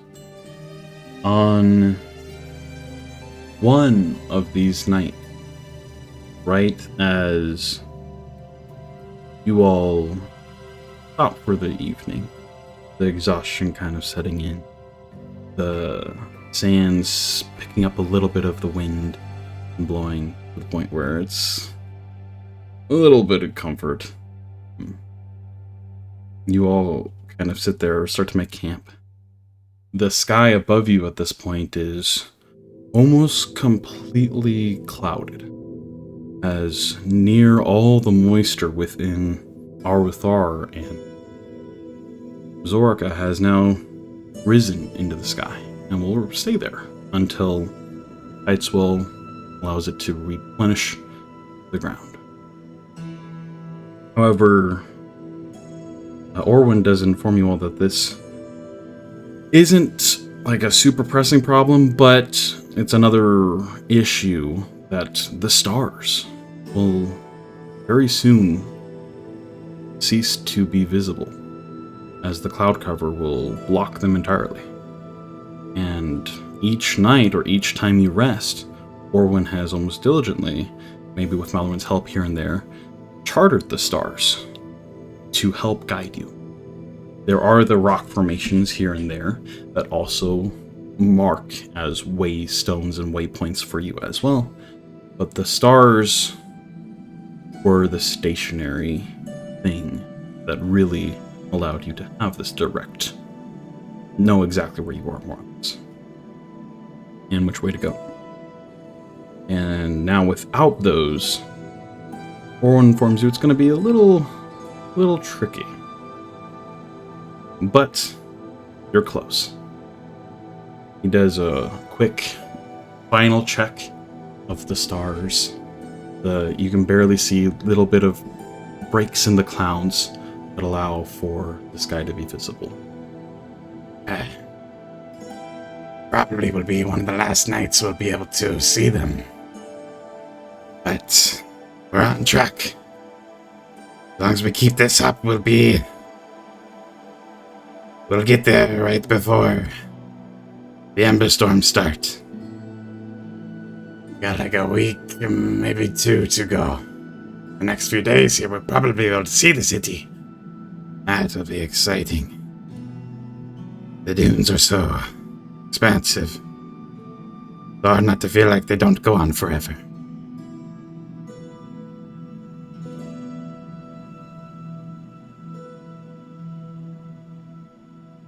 What does it look like from a distance? It's quite beautiful. The city itself is almost entirely made out of glass, ember glass. And the way it reflects Alamore's light looks like a large gemstone in the horizon.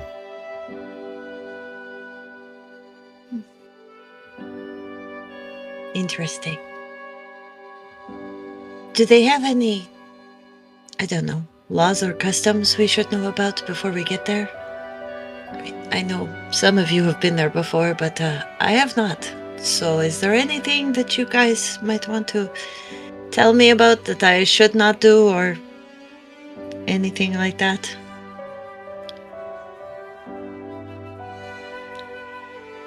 I've not been to the capital myself for a while. A brush up wouldn't hurt for me either. Good places to eat.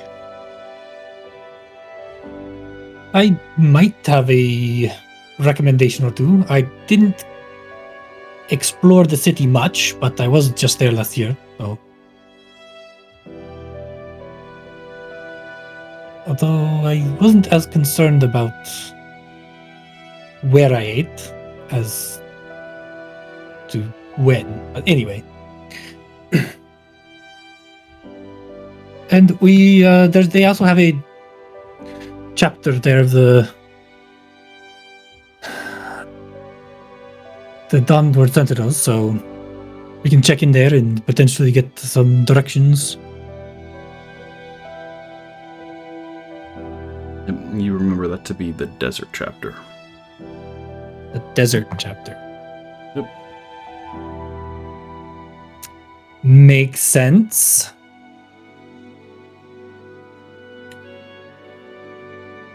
As far as laws, I mean, as long as you came from Elendor, the laws are more or less the same. There's no storm wardens, but there's the Spire Guard, and so more or less just the laws of this dominion. Okay. What are the Spire Guard? Are they like their version of the Storm Wardens? Yes, I think. Oh. They don't have another, like, Gallerist, do they? Hey, Not speaking badly about him, not at all. No. He's such a good person to take care of Elendor.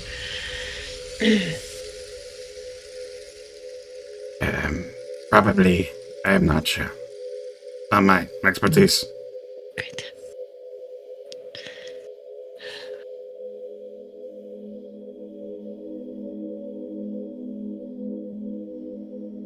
Well, I didn't have much interaction with the local guards, but I didn't run into any Caloriths. Oh, that's good. I'm just hoping we don't. I mean, I think Eleanor was... It was a good introduction to the world. But I think in the bigger city, I really don't want to get that close to the council. I really don't want to be that, involved in the... I don't know. Do a few jobs for the desert chapter, make some money so that when the seasons are ready, we can make the trip back and stuff like that. But I don't know about you, but wow, Eleanor has some problems. And I don't want to maybe get roped into the same thing in Valtari. I mean, perhaps we already are. We are carrying weight with us, and someone is going to take care of that. They are going to know that we were the ones who wrote it. I was talking to Juan the other day. Fortis, right? I was telling him that perhaps we should look into whatever we're transporting here because we don't know what. Yes, we don't know what it is. We don't know what Aeon is up to, and we don't know what kind of people we're going to have to deal with when we get to Altari. His people can't be pleasant, I don't think.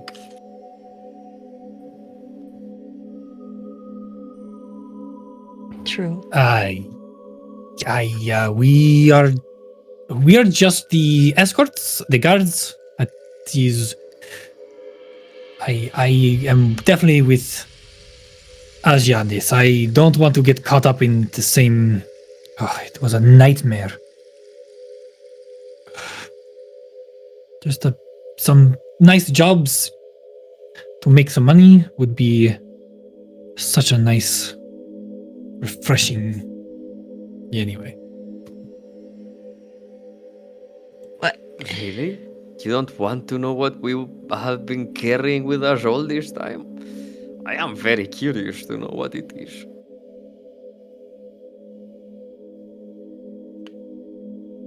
What if that is what brings the politics? The daggers in the night? I don't know. I'm very curious, but it comes from a place of politics. And if it has anything to do with that, I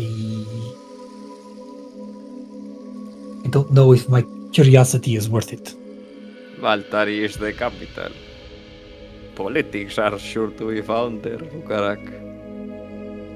It doesn't mean I have to be involved. And that seems like a very good way to get involved. Politics, even if you don't care about them, they always care about you.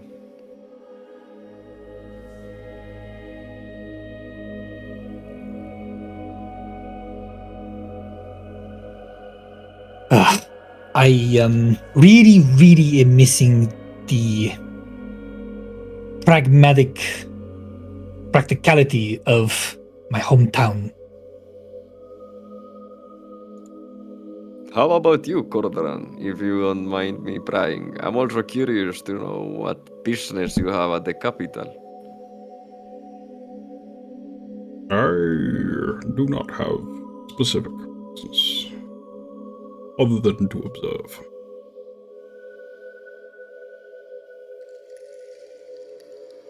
Are you getting paid? That sounds like a very cushy job. It depends on what you classify as payment.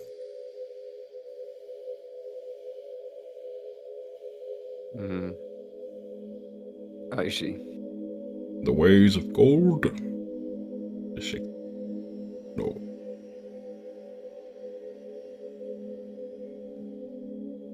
I like you. He just kind of stares You back said- at you and just like, You said you recorded a game of Malvis before, right? I have. Yes. Hmm. Quite the booming entertainment across the Dominion. Perhaps we should all go see a game together.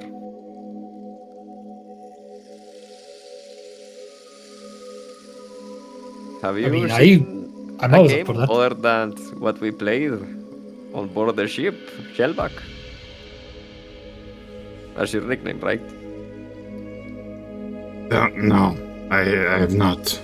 I have not been to Valtari in a little while, and I've almost always been busy.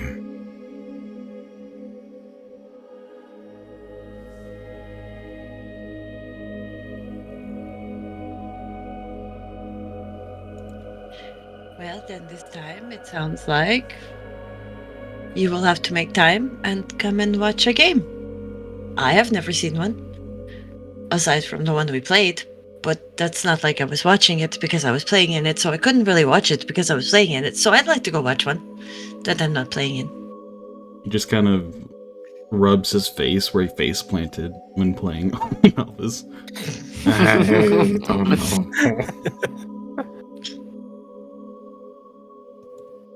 Asja will move over and kind Asja. of pat him on the shoulder. It's okay. I couldn't yell over the wind. Don't worry.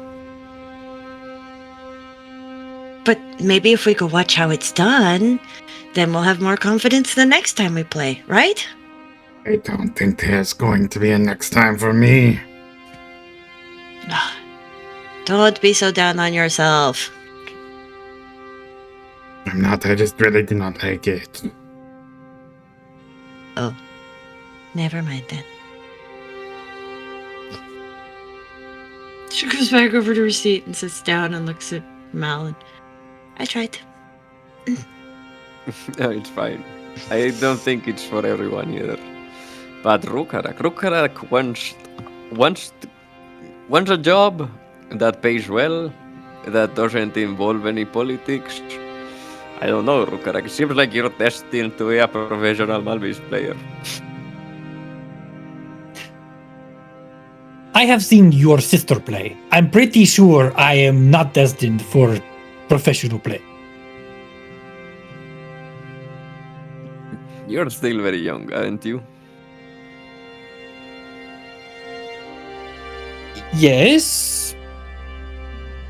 But Sure. I also need to go back home and deal with some of the problems there. I've already been away for 2 years. You too, Asja. I've seen the things you've started doing, the exercises. I don't know. Was it Malvis that inspired you? But I think you could be a great player as well. I don't think you were playing maybe the right position. I think you would be a better defense. Maybe a fan better.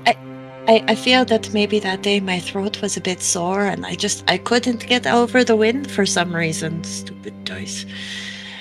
But as for the exercises, no, it was not Malvis, it was something else. But I can tell you about that another time. But I do like it. I think I could probably, I just have to work on yelling more, or raising my voice, or I don't know, enunciating. I'm not sure. Maybe I could practice at some point. If somebody creates the wind, then I could see if I could yell louder than the wind and somebody could hear me.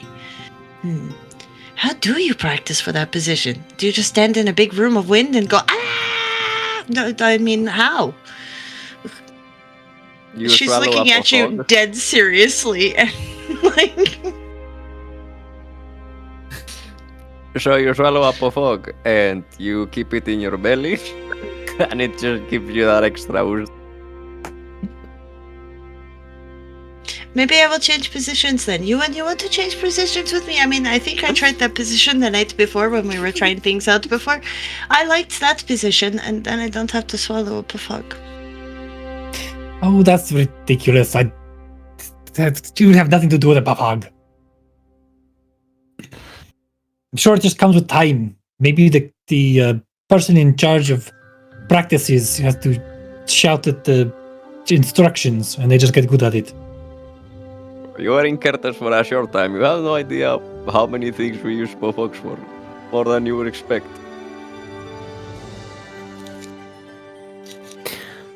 I don't like many of the things that just came to my mind. Yes, there's more than one use. I found out when I was about a teenager.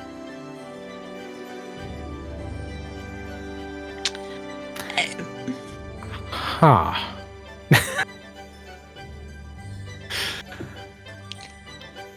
But Yes, if you, I mean as a Malvis spoke. But what were we talking about? I don't. I have questions, but I don't know how to ask them. Asja, if you want to try where I was, I would be more than happy to swap with you for anything you'd like to try. No, because when we were trying out the other night, like the night before, when we were like, oh, maybe we do this and maybe we do that, your voice was very strong. Like, I could even feel it up in the front at points. So, I mean, you, very good against the wind. I am dragon, hear me roar. And I am quiet little elf, hear me peep, peep. But nobody ever expects me to be able to actually kick or hit things very well, so I have that disadvantage. Judging books by covers. I like when people do that. I wasn't expecting you to wear your Rupert socks for the game. Are those like your lucky ones? 40? Of course. We have to have representation of our mascot. Obviously, this is how. Plus, they're very comfortable. Oh, thank you.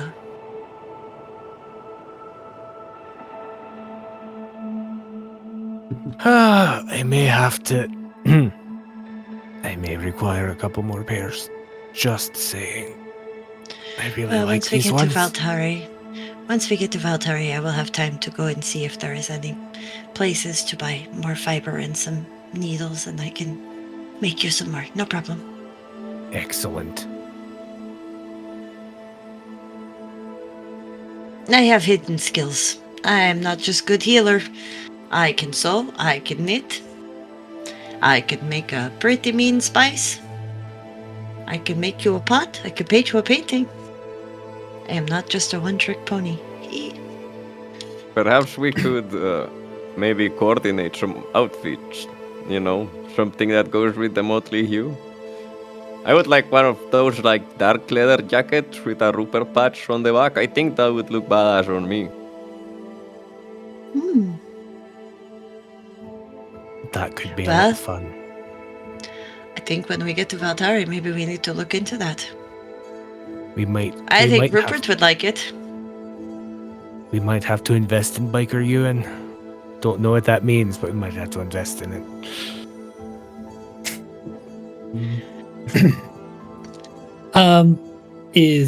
Speaking about which, Rhukka. And Asja's gonna go over and kind of reach in her bag, and from out of her bag she's going to produce a whole bunch of things because she's been kind of taking the rice bags and hoarding them and using a bit of the dress and stuff like that for lining of certain things. Juan, here is sleeping mat, and so on one side it's going to be the rice bag, but then on the top part it is the nice kind of fabric. It's not hugely wide, but it's long enough for you, and it seems to be stuffed with something, and when you lay down there's a bit of a, I don't know, herbal smell, so you figure maybe some of the things she's been collecting along the way was for stuffing for that sleeping thing. Then there's also a actual backpack sewn out of the rice bags. But you know how rice bags always have a logo on the front? So she's tried to make it so that the backpack, like the logo of the rice bag, is like on the back, so it doesn't just look plain and boring and brown burlap. It's got a bit of a touch. And she's used some of the ribbons to work as ties to keep it closed. So she's really using that dress, but it's also lined so that things won't fall out of it. But she figures that will be easier than carrying a bag, right? Oh, yes, also, it will leave my hands free. Here are some shorts. Sorry, I didn't have enough to make your pants. And Oh, no, in this weather, that is perfect. Here is a vest for you. Again, as you take the vest, she's taken the logo from one of the things, and it is, much like you were all joking about, but it's in my notes, the biker patch kind of deal on the back of the vest. It is the logo for the rice bag kind of company on the back of it. But she's tried her hardest. But you might... Product placement. Product placement, exactly. But yeah, so you've got shorts and at least a vest to kind of put on because you've been traveling in the same clothes for quite some time now. And the prestidigitation and create water only goes so far before clothes start to disintegrate. So I hope those help. You can restock in Valtari of new things. Thank you. This is so much better than what I had to deal with before. No problem. And as you can see, and she goes over to the ribbons and ties them into bows. See, the bows were useful.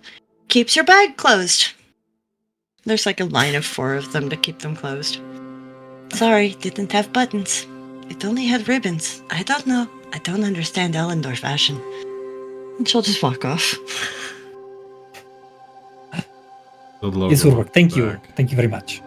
It's just sea rice. Rice of the sea. It's also the closest we're gonna get to Rhukkarrak in a dress, so I'm extremely happy.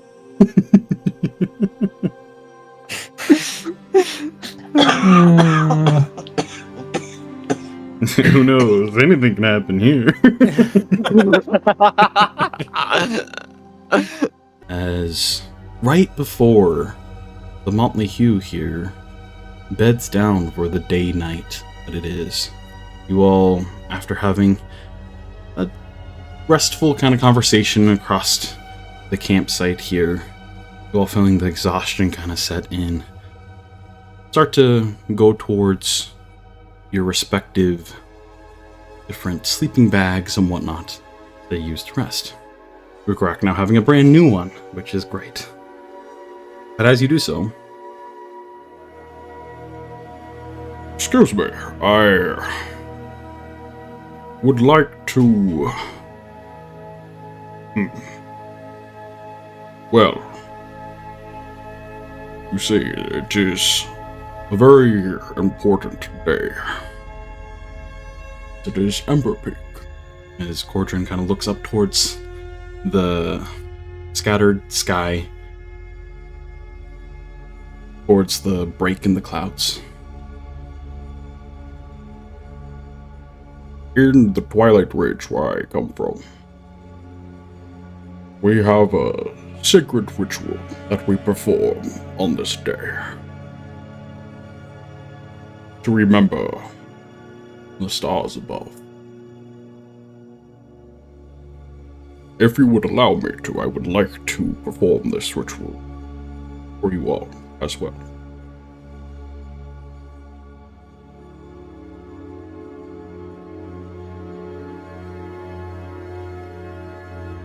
Asja will sit up. I am interested. As am I. I don't think I've ever heard of such a ritual before. Yes, I'm also curious. Is there anything I can do to help you with the ritual? He just kind of stares blankly up at the sky for a moment. Oh, just remember. And with that, he kind of stands up tall, towering over all of you. Starts to walk in a bit of a circle. See him grab at some sort of component pouch or whatnot, and just dust a little bit of some sort of powder across the campsite here. fine enough that it doesn't really, like, it's not really visible. You can barely see. Almost looks like he's just throwing air around. You can barely see the glimmer of something. He then kind of sits in the middle of the campsite here and pulls out the stone tablet and holds it firmly for a moment and kind of tenses up and then relaxes for a moment. This ritual is to look to the skies above. Remember the distant stars that guide us, that outguide us on this very trip. Remembering is the most important thing that we as individuals can do. The histories teach us much.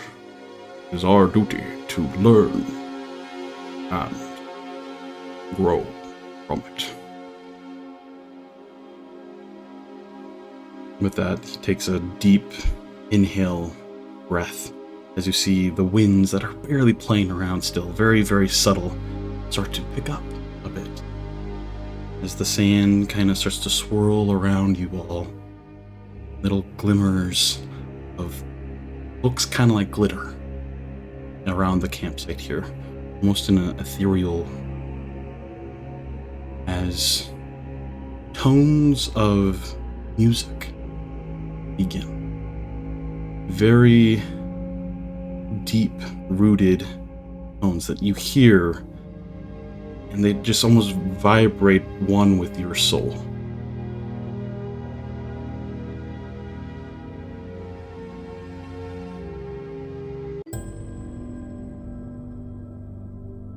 As Cordrin, yet again, kind of after shifting the air here, returns to holding the stone tablet once again.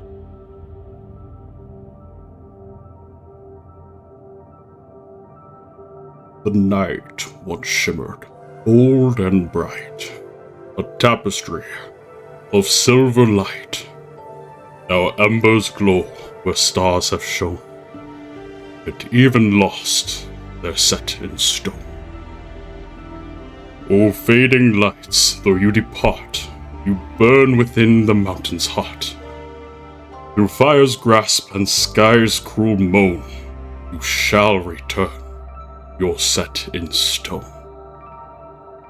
The drought may steal the river's song, the winds may whisper, dry and strong, yet far below the earth still knows, where ancient light in silence glows. They walked the heavens, left no trace, but whispers linger in this place. Their steps once dance on worlds unknown, now only myths are set in stone. O fading lights, though you depart, you burn within the mountain's heart.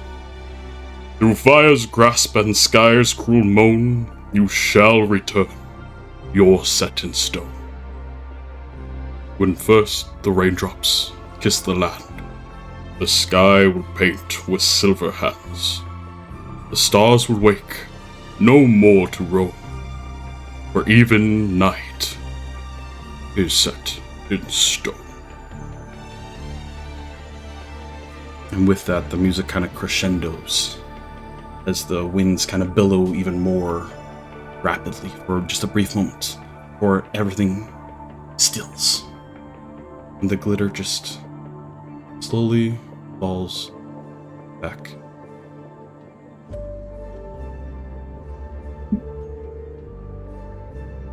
Cordrin sits in the middle and just very still. Go ahead, Euan. That was beautiful, Cordrin. Thank you for letting us be a part of that. Thank you for being a part of it. Our journey is coming to a close. It has been a pleasure traveling with you all and documenting your history. And just kind of stands up and kind of gives a nod, almost like a short bow. And then, kind of oddly, walks back over to where he rests. And continues on, like nothing.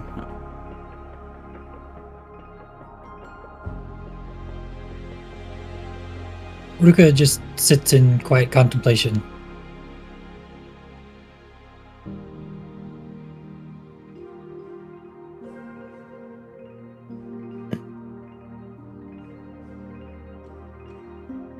Asja will sit for a tiny bit,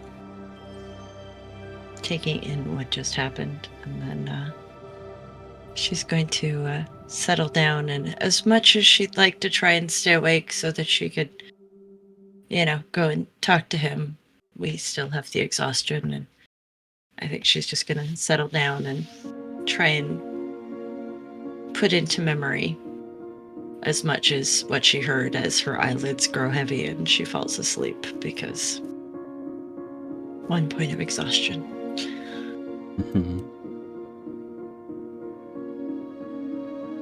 Yeah, Rhukkarrak, he will stay up a little bit later than everyone else, unless someone else is staying up late. Not much later, just a little bit. And then he'll go to bed. And about halfway through the night, he'll start tossing and turning and kind of startle awake. And then he'll try to get back to sleep. Maybe to some success. But he'll want to talk to Asja in the morning. Excuse me. I don't think Euan's going to go to bed quite yet. Kind of playing on this motif of remembrance. I think Euan will sit away from like the rest of the camp and everything, even possibly in his bedroll, and think to himself for a little bit before finally drifting off.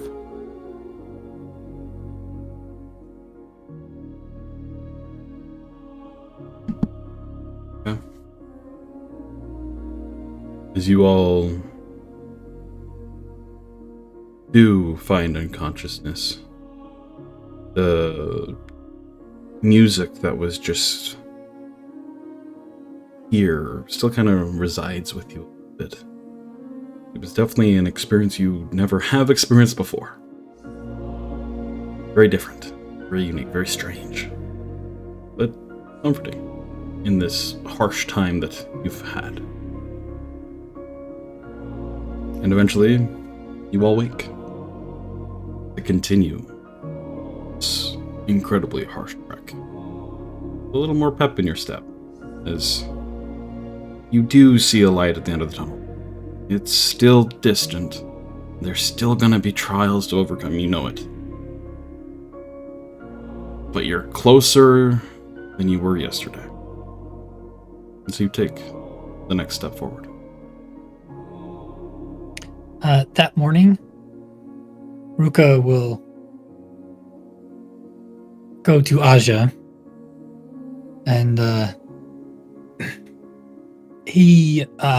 Asja. Yes, Rhukkarrak. You have dealt with all kinds of cheating and stuff like that, right? Part of my job description, yes. Do you have anything that helps with nightmares? No. That's something you have to face yourself. It's best to try and, I don't know, talk to someone so that they can help you through them. Unfortunately, there's no magic, there's no quick fix. If there was, I could have made people back in my hometown's life a lot better. Most people back there still have nightmares. It depends on what your nightmare is. Is it something real? Is it something, I don't know. Is it something your mind is creating and you don't understand what you're supposed to be afraid of? I don't know. But the best way, maybe try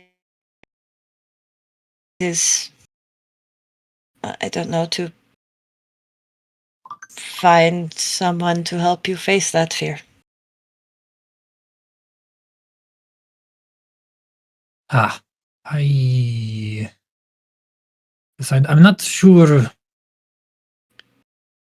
exactly what it is. It is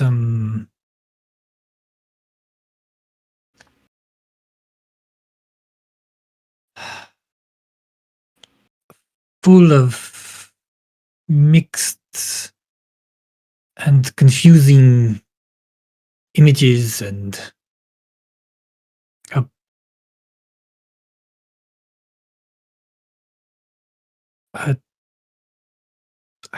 I don't know. I've had them for a while,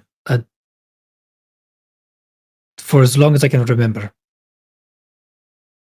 It might Do you have something always to do wake with the up at curse. the same place?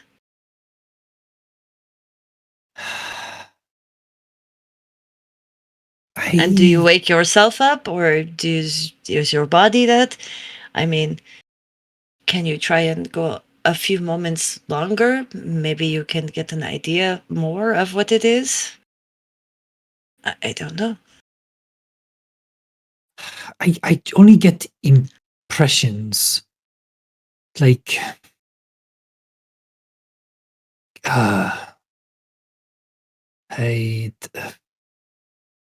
pain, darkness, and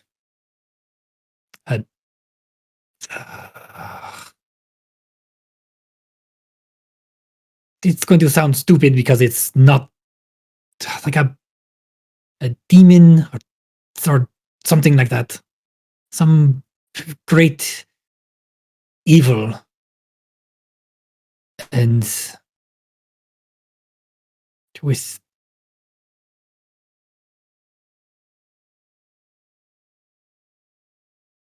I don't know, there's always this blue creature as well. Or maybe it is the blue demon, or maybe it is a blue demon, or I don't. I don't.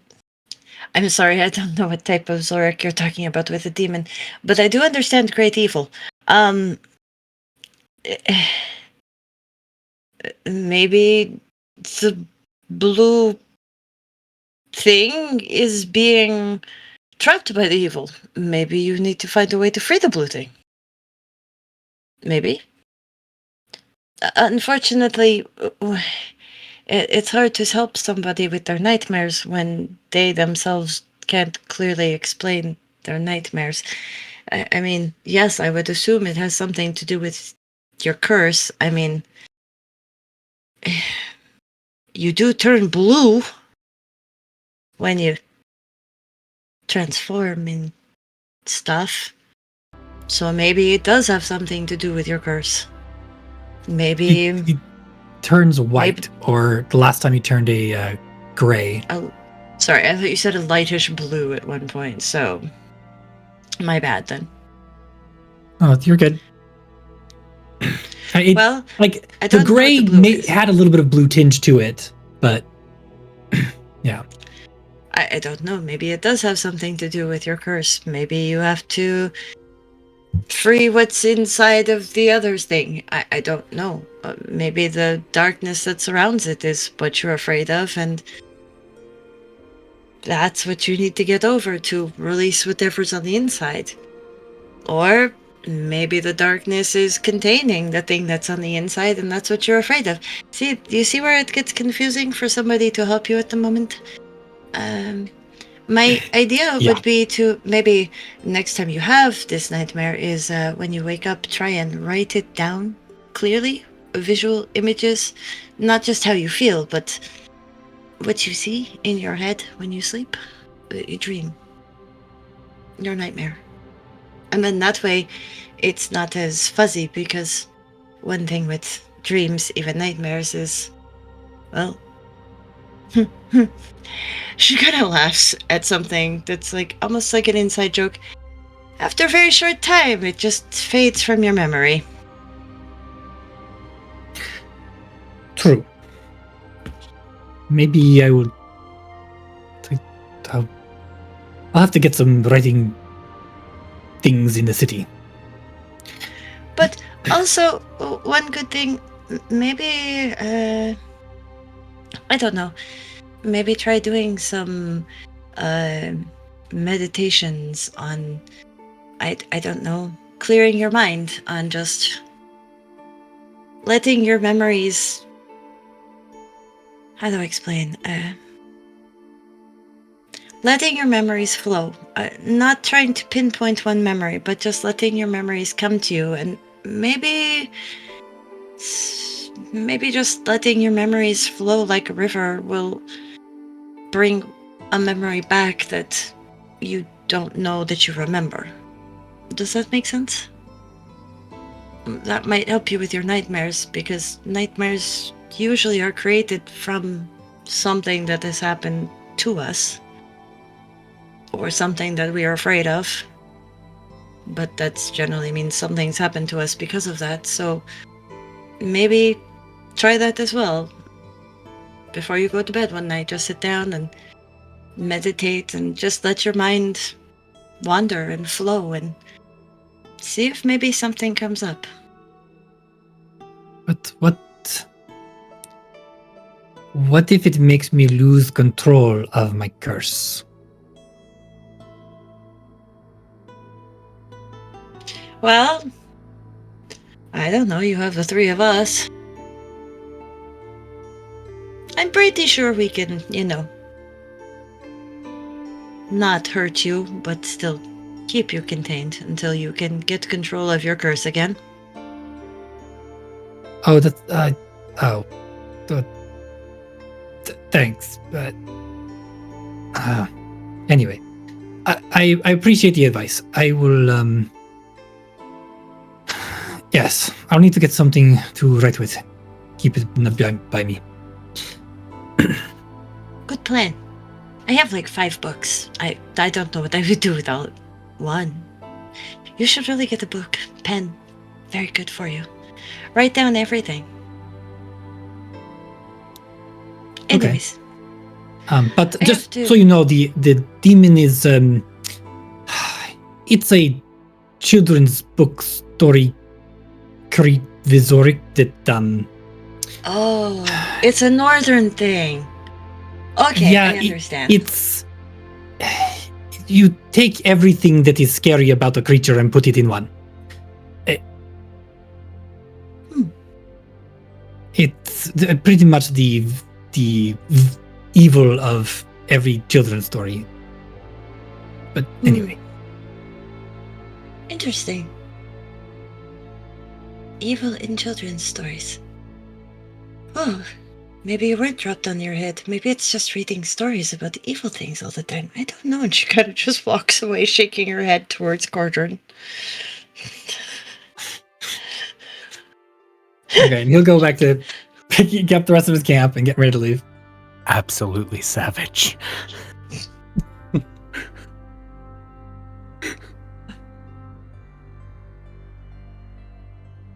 All right.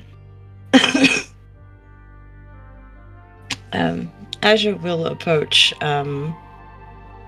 Cordron. Okay. At this point, you guys start to walk a little bit, but you can talk more. Yep.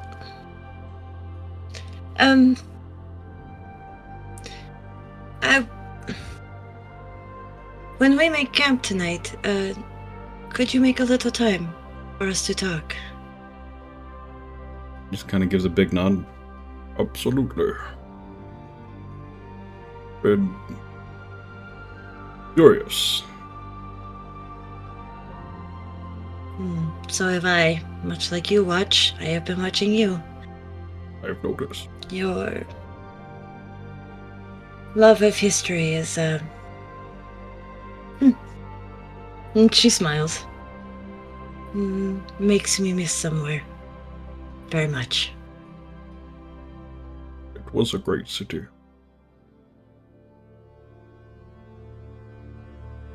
It was. Very And the mysterious archives and were some of the lovely. best.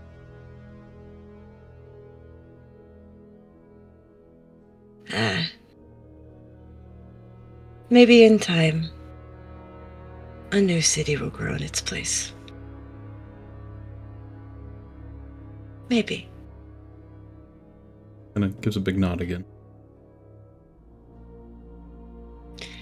Anyways, I should help with the Grandars, but I do want to talk to you tonight, please. Very well.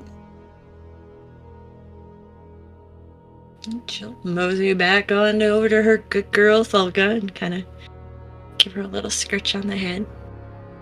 Sneak her a snack.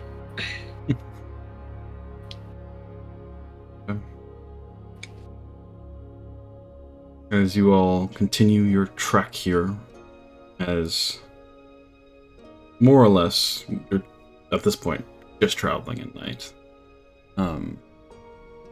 The clouds above are completely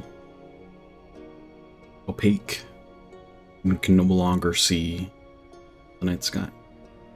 And that is also another challenge. Not just because the stars are gone now, but it's gloomy. It puts more of a just emotional drought where you're already experiencing a physical one. But you continue to trek through.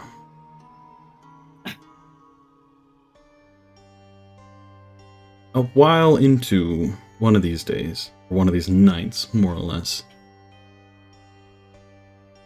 you're walking across some larger dunes, trudging up some. Each step is quite a weight, but then on the downslope, it's much easier. You kind of slide down. The Gromthar have their sleds that easily maneuver these larger dunes. And in one of these times, as you all kind of arch over one of the dunes, Orwin kind of stretches for a moment just to get a bit of reprieve, waiting for the rest of you to catch up. Looks off in the distance. And those of you with high insight can immediately, not even high insight in this case, you sense a panic immediately cross his face. That's not good. Run! Run! As he points towards a nearby rock formation that is a good 200-300 feet away from you all. Looks like a pack of bullets! Run! I need you all to roll initiative. Oh dear gods. A pack? A pack? Oh.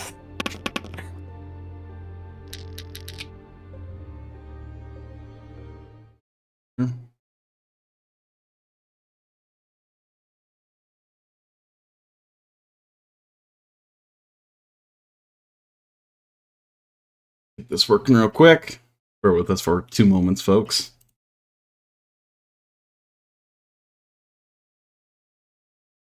He went to sleep. It went to sleep. Damn, it's too much of a peek behind the curtain. Oh no. Well, I mean, that answers a lot of the questions about, like what platform we're using. Yeah.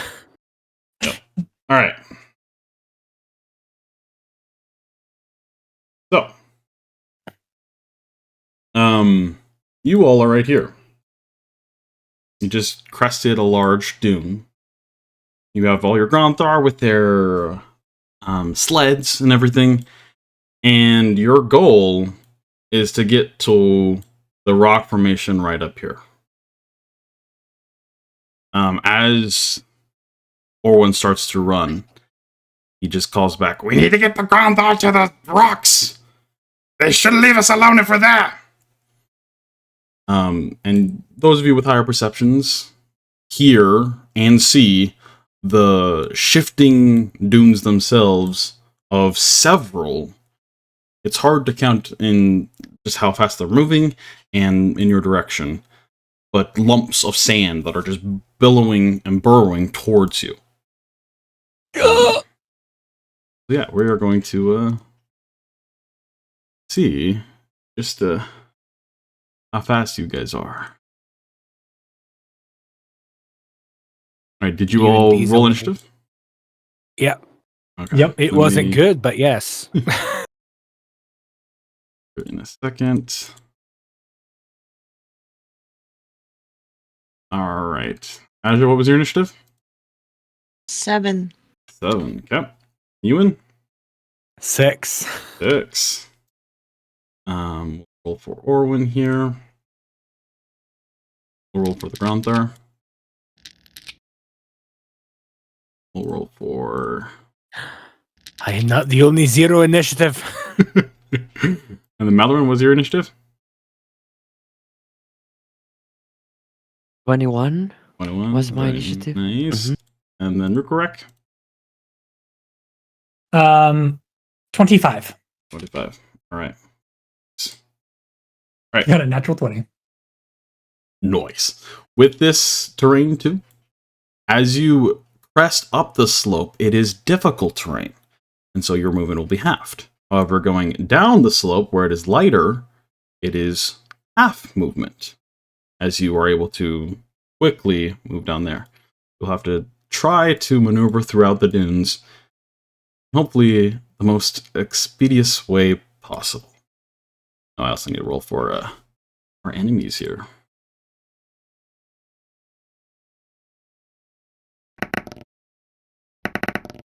Oh, why is it? Oh no, why is it rolling so many? No. What is going on? What? Oh, no. Now I'm even more scared. How many of them are there in this pack, DM? There's a decent amount. I don't know why I rolled for all of them, though. I was only going to roll for one. Alright, we'll just take that one. Alright. So, Rhukkarrak, you're up first. What are you doing?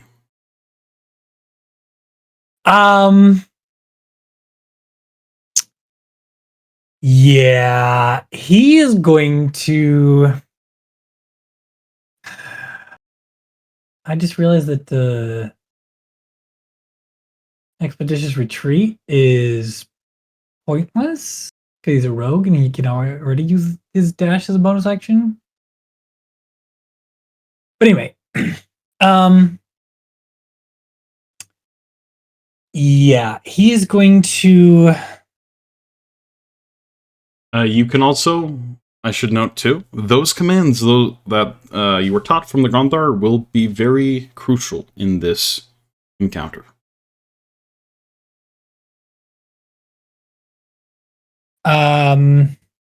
Okay. Then Ruka is going to... Yeah, he's going to shout, Darakan! Darakan! Okay. Alright, go ahead and just roll an animal handling check with that shout. That's a 4. That is a 4. You do not pronounce it correctly, it seems, as the Gronthar look quite confused. One looks back towards him just with a confused expression. Yep. Did that take an action? It did. Okay, that's what I think. That's what I assumed. Okay, with that, he is going to give up on directing anyone or anything. And he is going to use his bonus action to dash, and he is going to go diagonally forward and towards the bullets. Okay.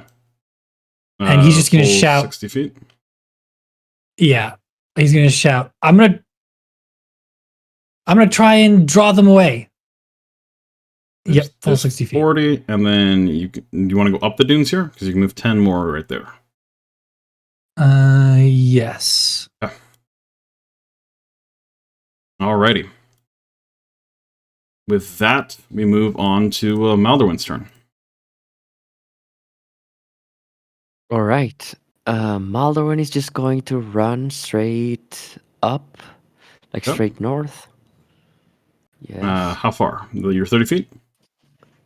I don't have 30 feet. I have 25, 25 because of I'm a exhaustion. bit Yeah. tired. Yeah. So I'm gonna go 50 feet actually. I'm gonna use my action to dash. Yes. And for now, To clarify too, you can use your bonus action and action to shout a command. You can do either or. okay. Or both, if you want. Okay. For now, I'm just going to like look at the group and see what the others are doing, but I'm not gonna shout anything. Like I think Yeah. Asja has a better command of the ground ours, and Orwin is right there as well. So Yep. for now, I'm just like readying a crossbow bolt, and that's gonna be my turn. Okay. It is now the creature's turn. As they all start to move closer, burrowing quite quickly towards you all.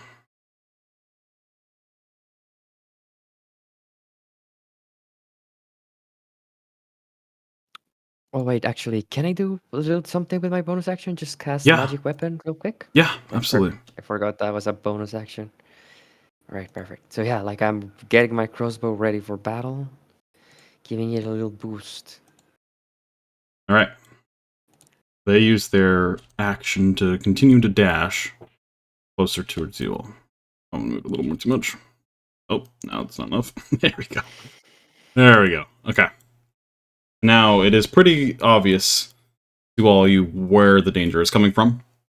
Rhukkarrak has the best dark vision and is able to see the best here, but you all still have dark vision and can still see the rest of it. All right, with that, Orwin's turn is up. Orwin is going to first do an animal handling check.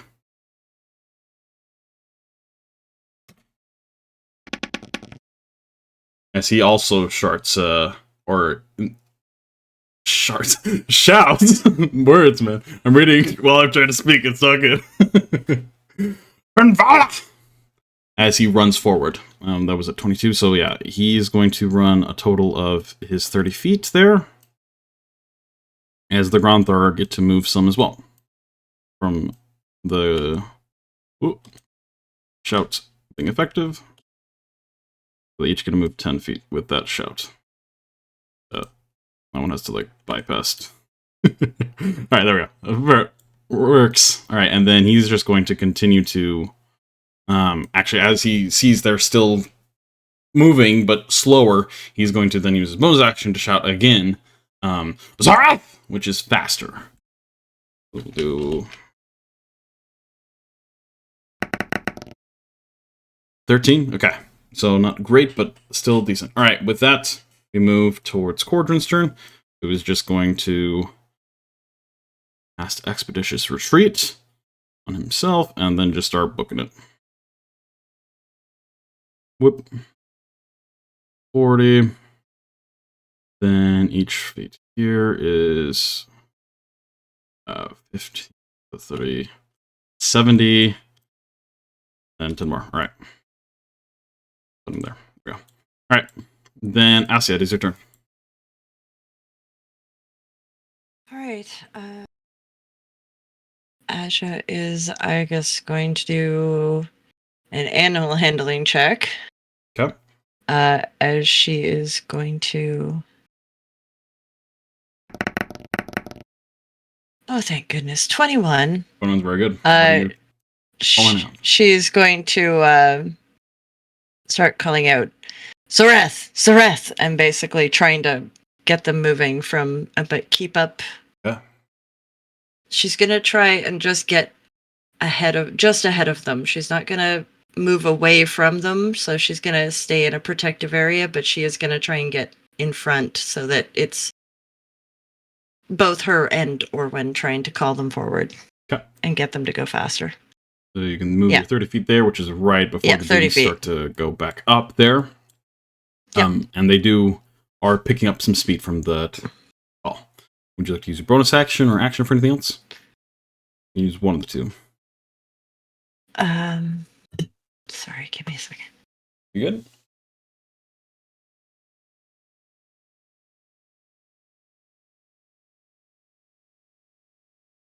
No. Okay. Oh, yes. Sorry, it is a bonus action. Sorry. She's casting Shillelagh on her staff. Yeah. So as the kind of bright life energy light coalesces around your staff and hardens it, Shillelagh, very nice. All right. Euan, you were up. Euan is going to push ahead. He's going to run. Well, we'll double his movement. He can run 80 feet with a dash. Okay, so you can get like right to the base there with 45, and then you have what? Are you dashing? 35 feet of movement after that. 35, yeah, right. So 35, so another 20 I'll give you. You want to just go straight north? Yeah, just straight north. Yeah. And one more time, can you show me on the map where it is we're trying to get to?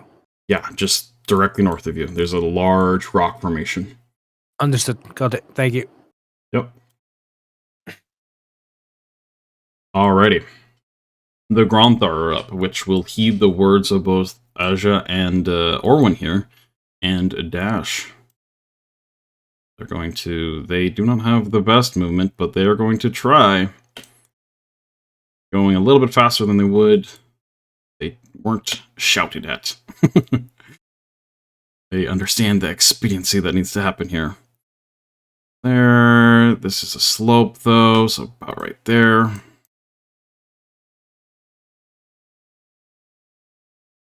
Slope there.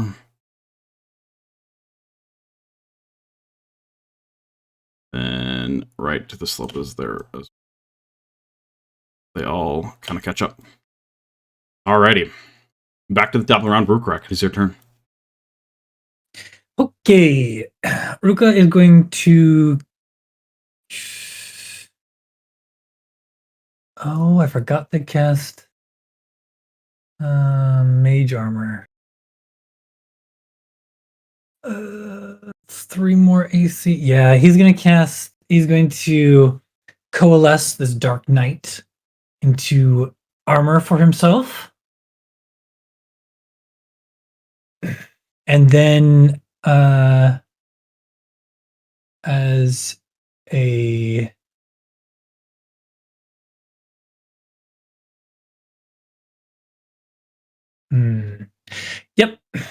he will continue running at that diagonal angle for his full 30 feet. And when you can get like right to the ridge there. Yeah. He's going to see the guys down there, and he doesn't want to be swallowed. But he's going to use his bonus action to dash, and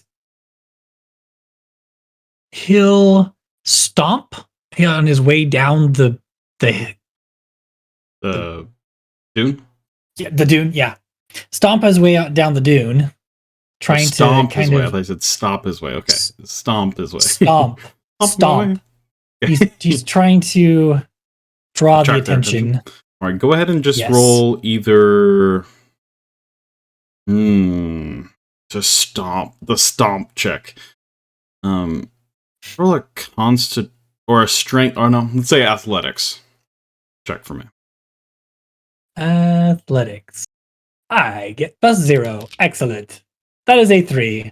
All right. As you try to stomp, the hands just kind of shift underneath your weight as you kind of run down.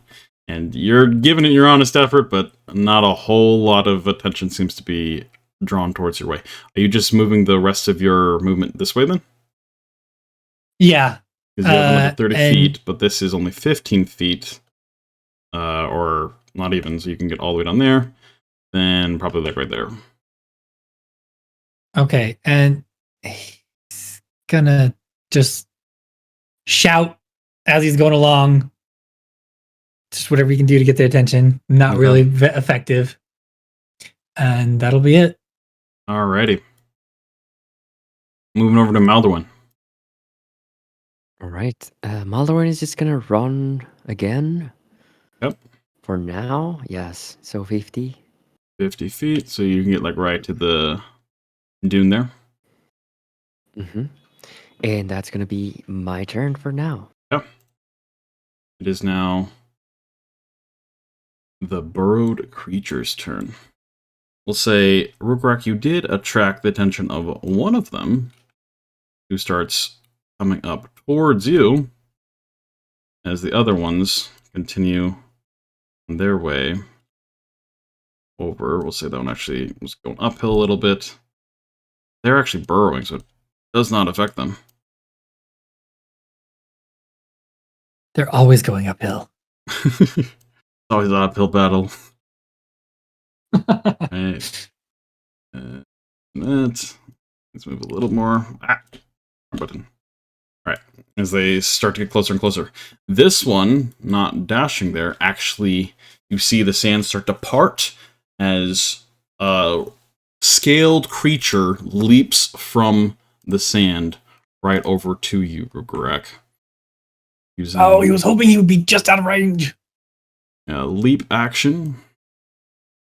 Oh.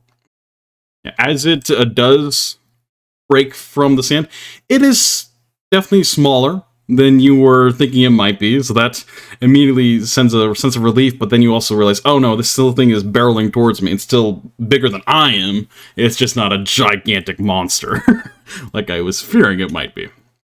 As it comes up there, and then goes for a leap, or no, it did its leap. Now it's trying to bite you.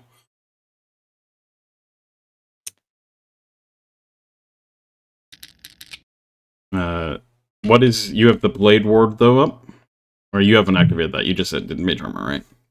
Yeah, I should have done mage armor last turn, but that's fine. All right, 22, no. I believe hits you. Yes, it does.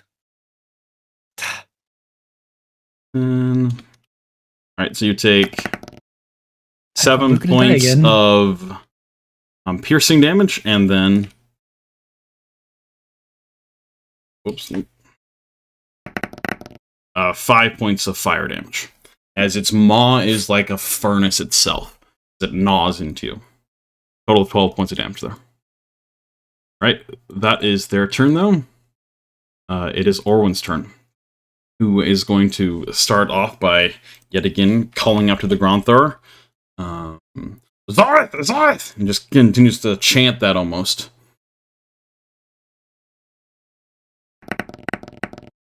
Oh, that's only a 10, okay. He will then move himself out there. Can't get much further with the sands. And then call back to them again. Darkan! He kind of switches between like Darkan and Zoreth and follow me and Hernvala. Just all kinds of primordial is just being shouted by this Drakthir as he starts to panic.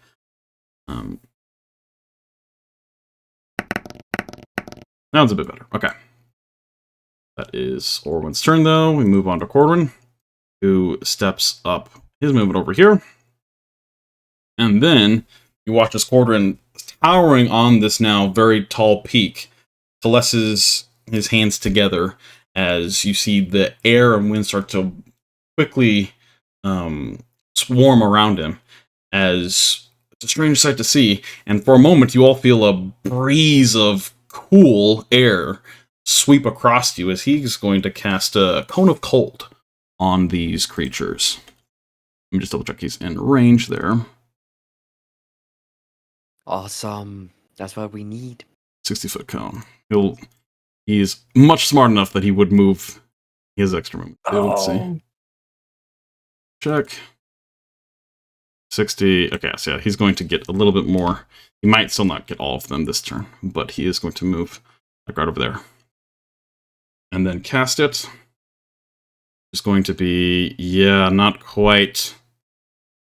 Okay, so in that case, actually, Bardwin would know, and he's going to hold the action. So you watch as like frost in the air is just swirling around him as he's holding the spell, and he just calls out to you all, "Quickly, go!" All right.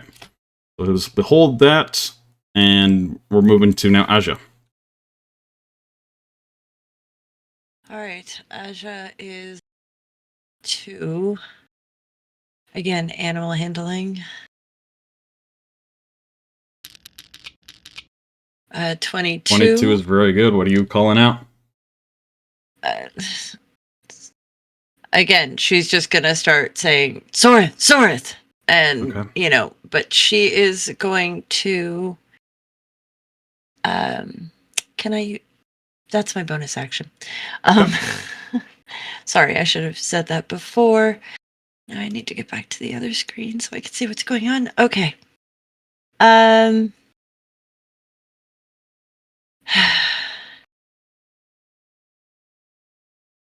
No, I can't see. So, okay, she is going to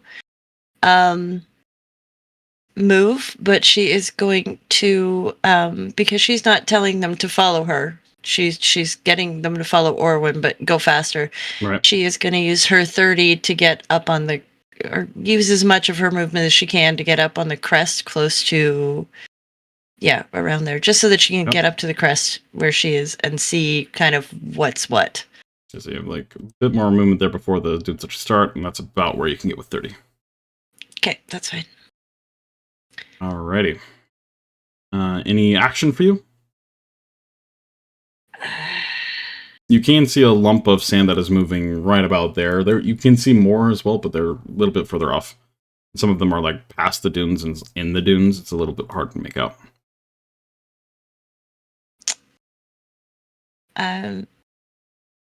She is going to cast, or she's going to prepare guiding bolt.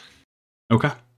And what will be the trigger on that prepared guiding bolt? As soon as as soon as that little sand lump isn't a sand lump anymore, and whatever they has like everybody terrified because she's like, I have no idea what's got them scared, but I should be too, I guess.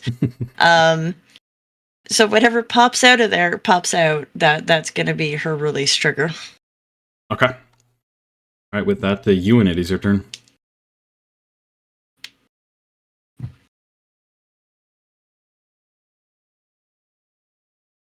I was muted. I'm sorry.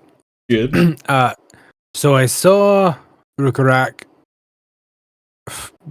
start running over the edge. Mm-hmm. I made my way forward. I assume I heard him attempt to stomp down the hill. More or less. It's very hectic, but yeah. Right. You could hear him calling out to him. Yeah. The question is, did I hear him call out in pain when he got hit? Go ahead and just roll a free perception check for me. Actually, no, we'll say, what's your... Okay, you've already rolled, that's fine. The 7. No. The movement of the Gronthar and the shouting of both Asja and Orwin, it is a very hectic moment, and you did not hear that specifically. All right. Very well. Then Euan is going to continue running forward. Yeah. It's full 40 feet. Should get him up to the top there. Yep. So you can get 30 right there, the crest. And now at that point you can see Rhukkarrak engaged in combat with one of these bullets. All right. Decisions.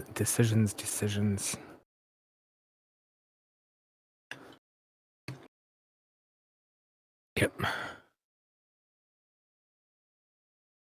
He's going to turn to Asja, look at her, and say, I'm going after Rhukkarrak. And pop out the wings and fly the rest of his movement towards Rhukkarrak, which it moved. So 30 feet got me there. I still have 10 feet of movement. Okay. And then... We'll say, Asja, as you're kind of looking up and see you in here, as he calls down to you that he's going after Rhukkarrak, you look up and you watch as these vines and tendrils wrap around Euan's like shoulder blades and then arc out like a branching tree itself. You see faint shimmers of spectral wings start to form as he just jumps off the hill and soars down towards Rhukkarrak. You moved a total of 30 feet to get there, so you have... Yeah, so 30 feet to get there. I have an additional 10 feet of movement before the dash, and then another 40 feet at the dash should get me right down there with him. Yeah, 10 feet, yeah, 50. Yeah, so you want to be right here? I'm going to be in the spot in front of me, right there. Yep. All right. Yep. You soar on down. All right. With that was action, bonus action, so...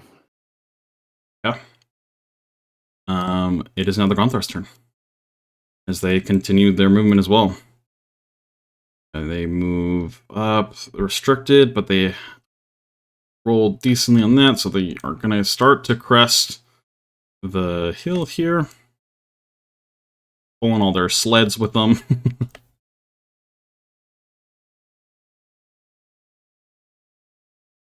And they're moving pretty decently. They're definitely not moving as quick as some of you, but they're turtles, so what can you expect? Say that's what, 10, 15 feet, so a little bit more, right around there. Starts to slide. Oh, and Cordrin's dead. Alright. There we go. This one can move a little. Yep.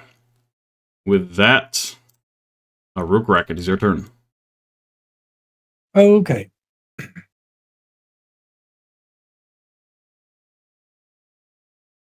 My cold armor has actually upgraded since our last level up. To now being 2d10. Wow. So, yes, he is going to breathe out this frost and this massive heat, and it almost evaporates, but it will solidify in a few spikes on himself. Yep. D10s. And 11, nice. That's not too bad. Right, excellent.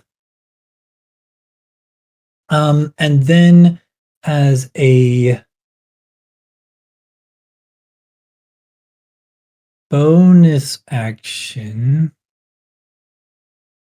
I thought I had, nope. Okay.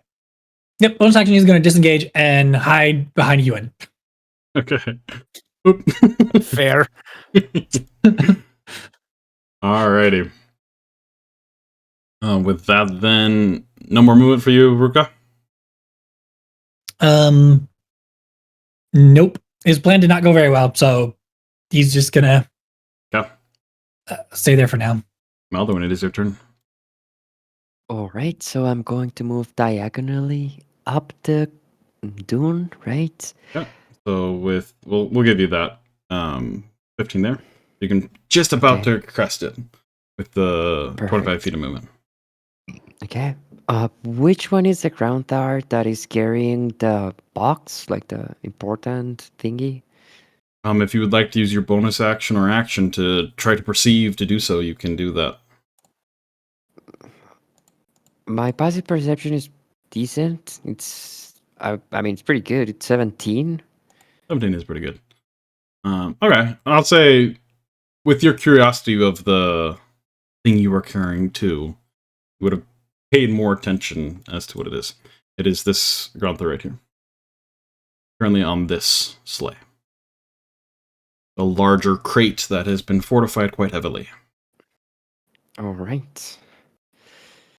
So with that, like being on the, almost like the summit of that dune, I'm just gonna point with my finger and my arm in front, like towards the rock formation. And yeah, he's just gonna yell, Zoreth! Zoreth! Okay.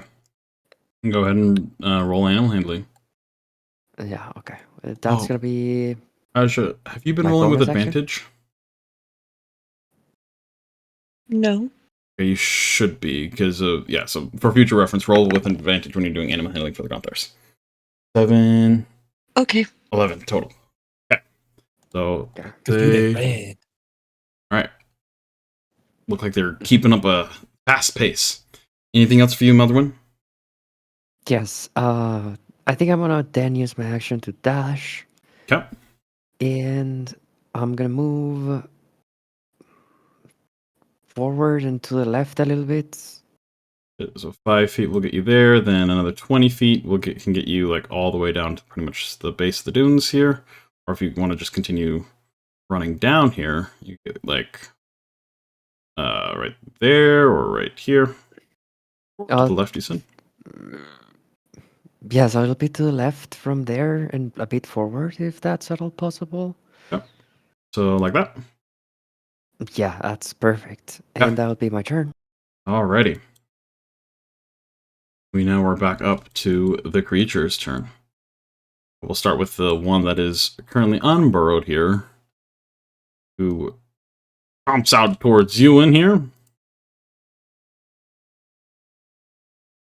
Come on, Sand Puppy, let's do this. That's a total of 18 to hit. 18 will hit. Okay.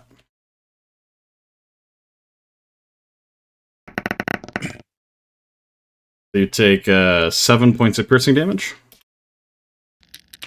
And then 8 reduced to 4 fire damage. Very good. That is its turn. As the other ones start to close the distance even more now. Some of them are getting quite close to the Granthair here for sure. Burrowing their way.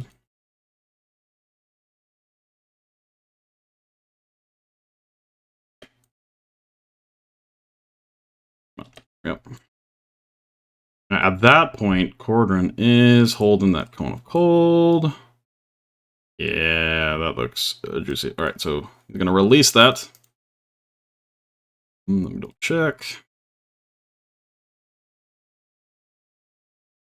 Is going to be a con save for these guys. They're going to have advantage because they are underground.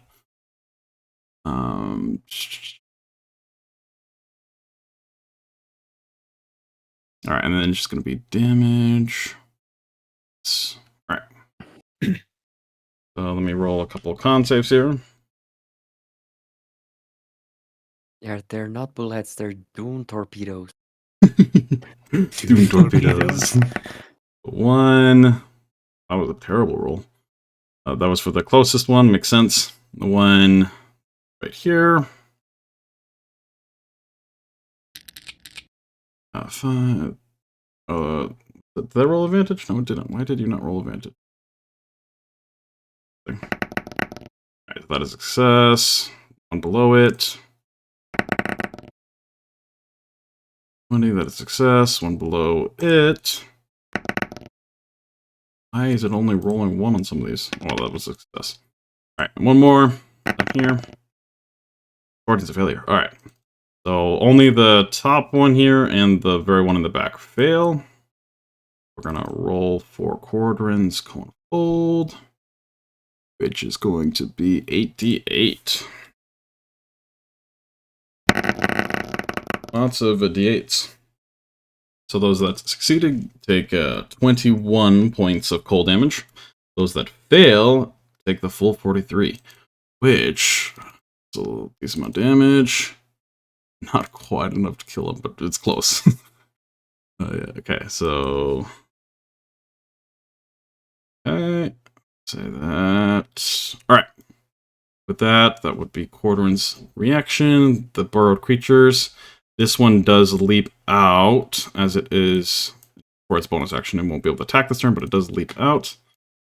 Grab that little Dune puppy here.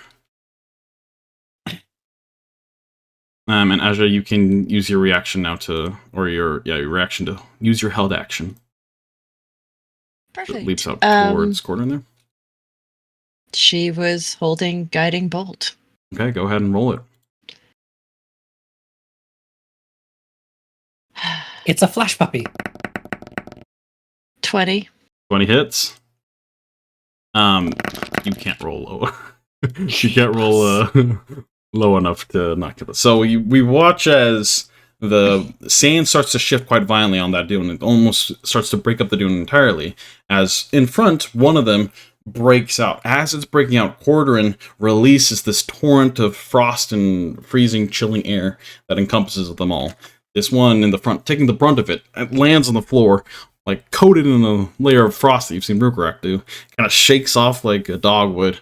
As Asja, you finish the job, shoot the guiding bolt, and it hits it. It impacts. It kind of cries out in pain, and then tumbles down the dunes. It dies. Why'd you have to make it sound so cute? They're desert puppies. All right. Why'd you have to make it sound so cute? Or like we're killing these poor little creatures. I mean, you are, but it's the way of life. All right.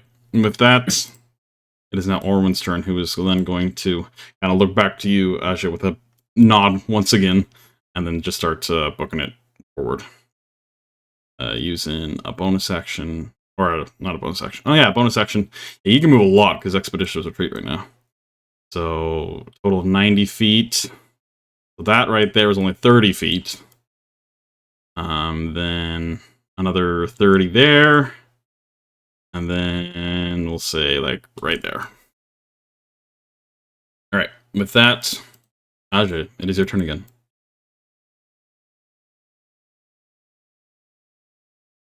Asja nods to the tiny, poof of dust that has just been created by this 8-foot-tall Goliath. It was hit the hills like the Roadrunner. Mm-hmm. Okay. Wow. All right. She will use movement to try and get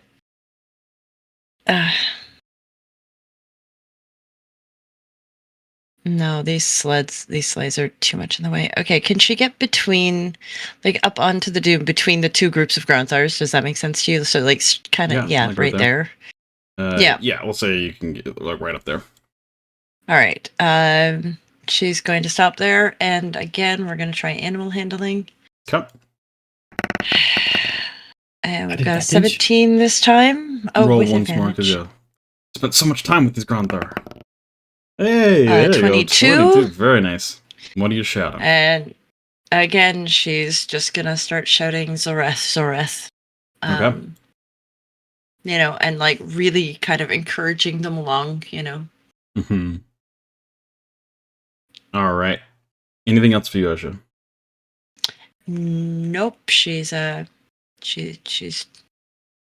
has noticed what's going on to the other side of her, but at the moment, she also knows that there's a bunch of ripples in the sand coming up behind them. So she's trying to get the Gronthar again to go, on their turn, so they'll get ahead, and then that way she can deal with the two things. All right. Either side, but at the same time. So she's trying to get ahead to move them forward, and then behind to keep them safe, if that makes sense. Yep. All right, Euan, it is your turn. All right. So as the sand puppy decides to bite into him, he'll kind of raise his halberd up to try to absorb some of the blow, and it still just makes it through, and it chomps down on some of the exposed bits. He will turn his head over towards Rhukkarrak and just start off by saying, but it ends in the familiar growl as he rages. I should say, Rhukkarrak, run! And will rage. The vines from the bracelet and from the wings kind of encasing him as it does when he rages. And he is going to turn around and start taking swings at the sand puppy. Okay, go for it. I need to actually check mark that I'm raging so I get my bonuses on my character sheet. There we go. It's going to be a 24 to hit. 24 definitely hits. For, 14 points of damage. Alrighty. And after that slash, he'll kind of spin with the momentum and will use his bonus action for the Polar Master Pull Strike. Okay. Oh, it's going to be a 19 to hit. So you used your bonus action to rage this turn already. Oh, that's right, I did, didn't I? Yeah. So, yep, ignore that, and we'll just do another Halberd Strike instead for another 26 to hit. Definitely hits. And only 7 points of damage that time. Still some pretty good damage. As you wail into this sand puppy here. It definitely looks quite hurt. Not liking what you're doing to it. But these things have incredibly thick armored hide as well. So they can take a few blows. And that will be Euan's turn. All right. With that, the ground thrower back up, which will continue to move. So, whoop. Here and then, wee, all the way down. Oh, come on. And then 15. There. Tiny Maldorwen is like feeling 3 tons of sled and turtle sliding down the hill. Right there. He's scared. Luckily, they aren't going right in your direction, but yeah, it's a lot of turtle coming their way. Maldorwen's gone from running from the bullets to running from the turtles with sleds chasing him. There we go. Absolutely. Alrighty. And that one can actually move a bit more. It was at the top. There we go. Go. And we move back up to Rhukkarrak. Okay. His action economy here is not great, but he is going to go ahead and cast Blade Ward. Yep. And then he's actually going to move around to the bottom. Well, he's trying to get behind the pack of shifting sand piles. Right there. Down here. Southwest of where you currently are? Yes. A full 30 feet? Yeah. Well, because they're going to move. Yeah, he'll go full 30 feet. Yep. And then that'll be his turn. Alrighty, Rhukkarrak is running, but Euan's like, that's the wrong direction. Right. Maldorwen's turn. All right. I'm going to try and reach the ground tower that is carrying the box, which I think it's the one that it's on the middle. Yes, of those two. I do believe I have enough movement to get to it. Yep. Yes, I do. Okay. Whoop. Like a little bit in front would have like I just want to get like close enough that I can cast a spell on the ground tower. Yep. And I'm gonna cast inflict wounds at 2nd level. I'm kidding. I'm gonna cast Oh my goodness. sanctuary at the ground. Okay. I was about to like, oh damn. Sanctuary. Okay, go ahead and read Sanctuary for us. This is the first time it's being cast at this table. So the ground tower is gonna be warded against attacks. So any creature that it tries to attack that ground tower needs to succeed on a DC 15 Wisdom saving throw, Okay. or else it has to like attack another creature or just like lose their attack. Right. Very nice. Yeah. Okay. As you pray to the conflict in the skies, not really being able to see much of the skies currently, but knowing that past the clouds they are still there, roaring in the heavens. You shield. Yeah, you think I don't remember that the stars are set in stone? You Set think in I stone. don't remember that by now? Yes. So Groundthar rewarded. Very nice. Would you like to do anything else? You still have 5 feet of movement if you wanted. Yes, like let's actually try and move a little bit. Like I want to try and get view on that Gronthar that's fighting with Euan. Oh, the Bua? Can I Okay. get that? Um, Yes. Like if I moved 5 with feet only to the left 5 or feet. to what? Not really. If you move right there, if you hop onto the sled, I'd say you could. Okay. Can I do that? Yeah, and you might be pulled along for the ride, but yeah. I mean, that's good by me. Wee! That's a sled that I want to be on. Protect it. Maybe take a peek. Alright, so I want to take a shot at the Alright. Gronthar. So with Sanctuary, just the bonus action then? Yes. Very nice. Okay. 22 definitely hits. Mm-hmm. Okay. Euan so is some dead. damage. No. Headshot. Okay, so 10 points of damage. 10 points, very nice. That looking pretty bad. And I don't think Euan would like to get the sand puppy away, so I'm just gonna leave it there. And Yep. that's gonna be my turn. Alrighty. Next is the Puppies of the Sand. As one of them shifts over to Rhukkarrak here and leaps out towards you, Rhukkarrak. Let's see. Gonna make an attack against you. It's gonna be like, hey, I also want some daggers, please. A 13. Don't think that hits. Misses. That misses, alright. Yeah. Wildly AC leaps 17. out. You manage to quickly duck out of the way as it lands down on the ground, shifting the sands beneath it. As this one then moves up here. And then this one moves up over here as well. All moving forward here. So this one, the back here, is also going to change position. It isn't going to quite leap out yet. Looks like 3 of them are moving towards the Gronthars and the rest of the party up here. And a couple of them are now engaging in those of you that are engaging. Alright. That one's going to try to bite down on Euan. For a total of 16. 16 doesn't cut it now. Right, as it kind of gnaws into part of the branches that snap off with it, as they almost immediately regrow around your arm.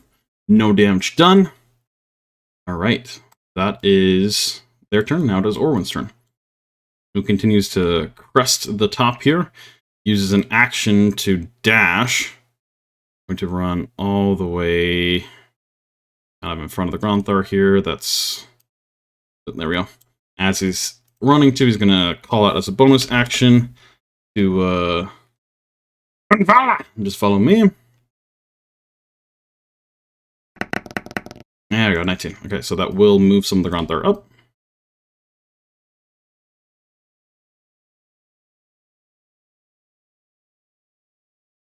Along with Maldorwen. Oops. Wee! Alright. See, I have extra movement. It doesn't matter that I'm tired anymore. There you go.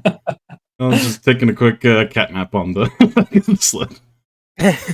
Alright, then Gordon is going to run up the rest of this student here. And look back to you all and see that you're making some good progress. And we'll just kind of stay there for now. Alright, with that, Asja, it is your turn. All right.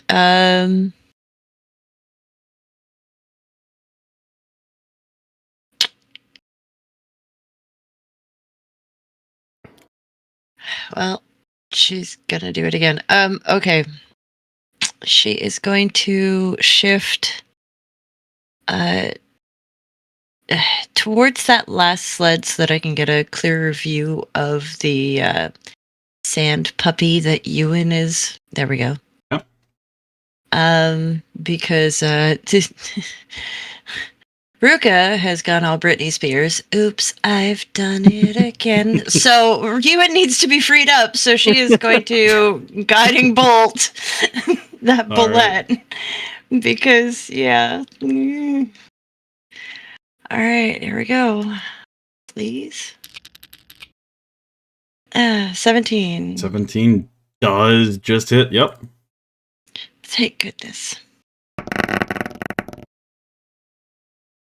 15 points is of enough. damage. Describe for me how your guiding bolt kills this boulette. As it is gnashing into Ewan uselessly, out of nowhere, this just ray of radiant, shimmering, like beam bolt just kind of hits it in the side, and its eyes kind of widen, and Ewan might hear a little as it flies off and dies. It dies. Yeah. Rip sand puppy. Eh. Now I want one of these as a pet. Because they've got decent There you go. distance and stuff like that at the moment, she's actually going to use her bonus action to yell out to Ewan, "Help Ruka!" And that's what she's gonna do. And then she'll just defend the back, basically. You know, All Ruka's fine. He's got all of his defenses up. For now. I hope so.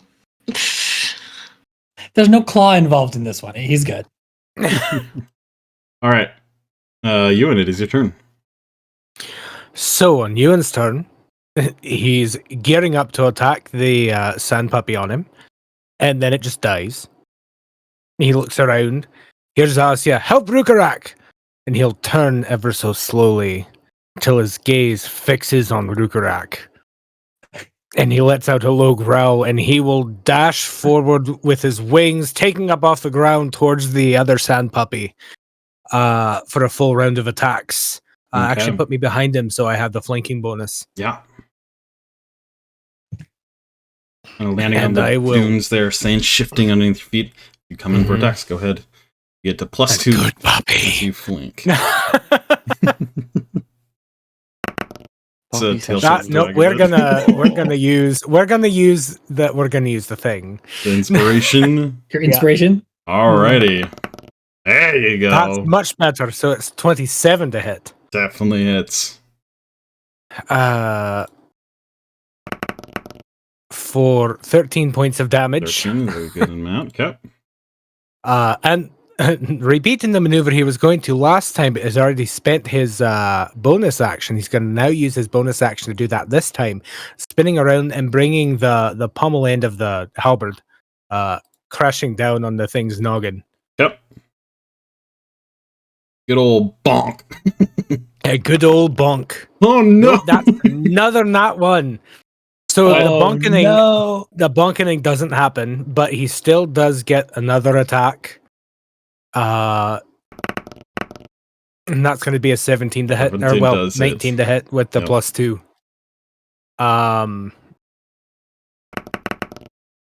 That was going to be another 15 points of damage. 15 is enough, as it was damaged from the cone of cold. Oh, that's right. I forgot How about the cone of to, cold. You kill this desert puppy. So I will bring the halberd down upon it and cut a nice gash into its side, go to bring the pommel end back, and manages to get out of the way, just kind of misjudges the distance. And using that momentum, he will kind of do a sideways corkscrew spin in the air, balancing himself with the wings, before coming down with the pointy end of the halberd and just driving it through the thing's skull. Okay, very nice. It sits there and takes the impact and wails out one final cry before falling unconscious and dead, Mm-hmm. limp on the ground. And then Ewan will turn around and face the other one that is kind of coming down towards them. Okay. Mhm. Ruka and Euan, what are your passive perceptions? Garbage? No. 14. 14. 14. Okay, good to know. All right. Oh, is this Mama coming? It is Bronthar's turn. Granthar are moving. It's Groundhog Day. It's the national holiday. It's not Groundhog Day. It's Granthar Day. Yeah. DM, you can't make grunthorn noises when I'm trying to take a drink. I almost did a spit take on my mic. As Maldorwen gets pulled along. Whee!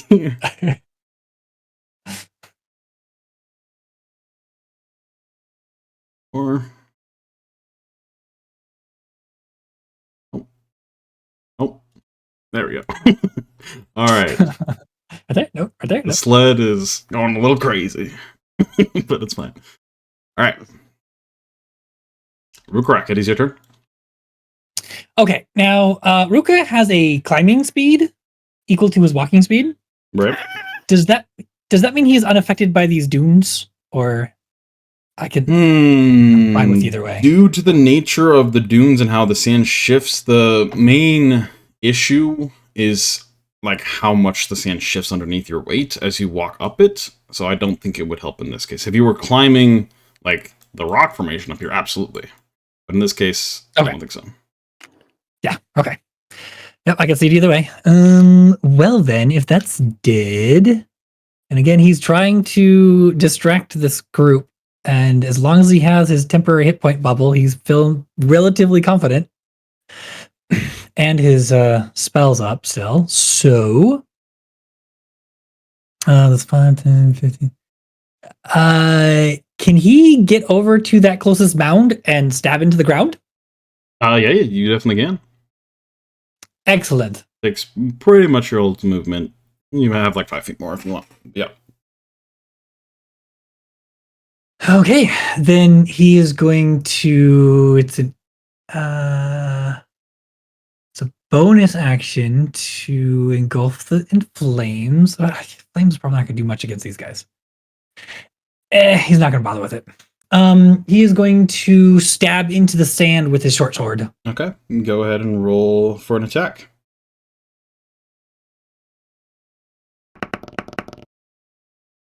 That is a 19 to hit. 19 just misses with it being burrowed. Oh, Wait, dang it. no. 1 second. Let me double check. Got +3. No, 19 hits. 19 is the AC. 16 Yes! +3, yeah. So that does hit.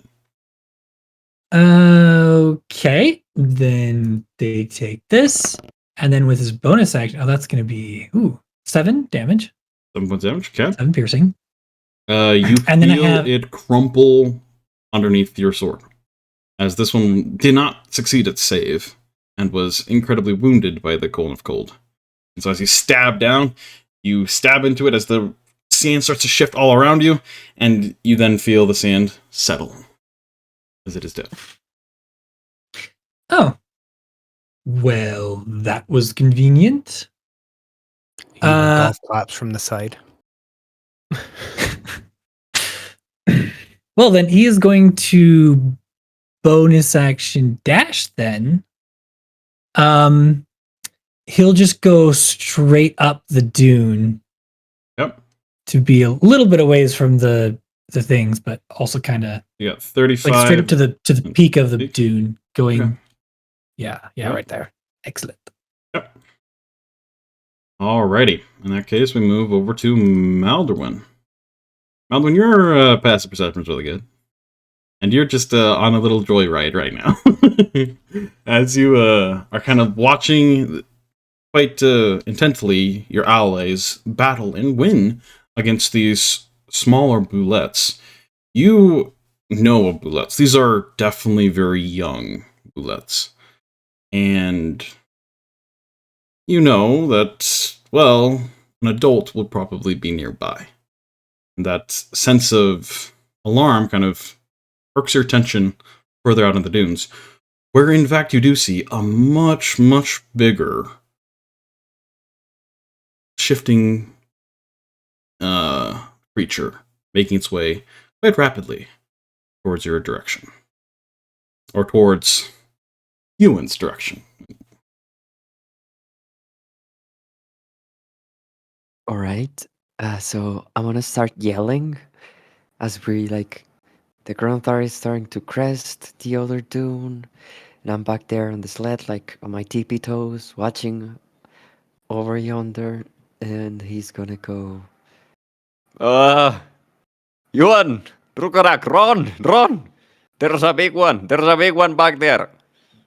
And with that, I'm gonna buff the Gronthar Okay. that's carrying the box again. So using my bonus action, I'm gonna cast Shield of Faith on them. Alrighty. So I have all the buffs. The Grunthar feels very protected. And then, can I like hold my movement with my reaction to get off the Gronthar when they get to the crest of the dune? Yeah. You can hop off at the top there. All right, perfect. And I think with my action, I'm just gonna yell again, Wrath! So the Gronthars. Go ahead and roll animal handling for me. Yeah. Here I go. 19's very good. 19. Alrighty. Perfect. With that, then, we move on to the burrowed creatures. As that one is dead, a lot of them are dead. You watch as some of these start to not kind of give up the chase of the Gromthar up there. They're a little too far away as they start to, you see the sand start to billow in front of you and then stop for a moment. Or it shifts and then comes towards you, Rhukkarrak. As 3, I want to move down there, leap out of the sand towards you. 1, 2, 3. And 3 of them are going to make attacks against you.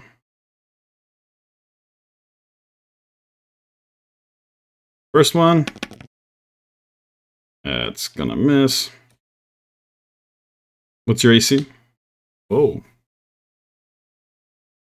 That's not wanted. That's also gonna miss.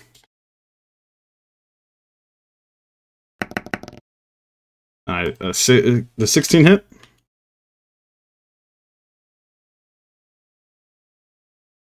Ruka? I was muted. So my armor class is 17. Alright, well, perfect. Well, all So the 3 of those 16 barely miss. misses. Alright, I was commenting nice. that entire time. Alrighty, with that, we move on to Orwin's turn. He was just going to kind of walk across the ridge here and just continue to survey the encounter here. It doesn't take any other further action. Asja, it's your turn. All right.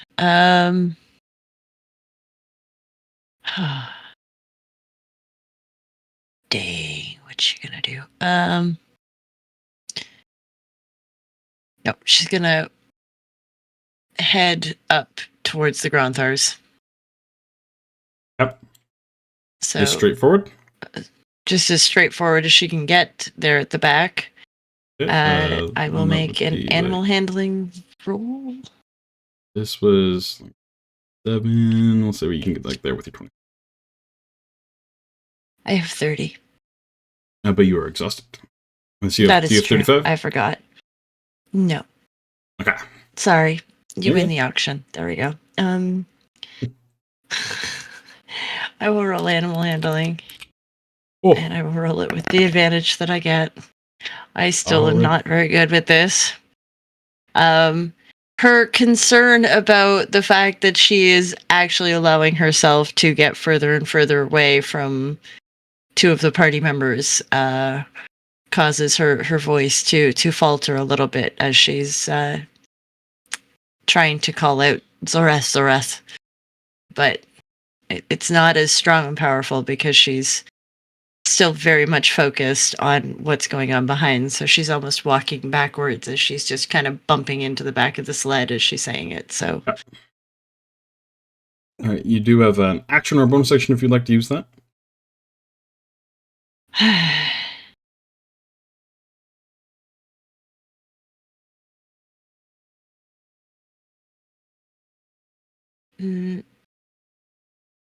No. Yep. I think we're good. We're good. All right, Ewan, it is your turn.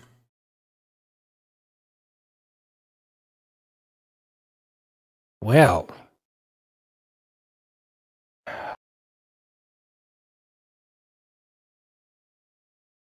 Euan is going to, from where he's at, he's going to, well, first of all, look around and see if he can see the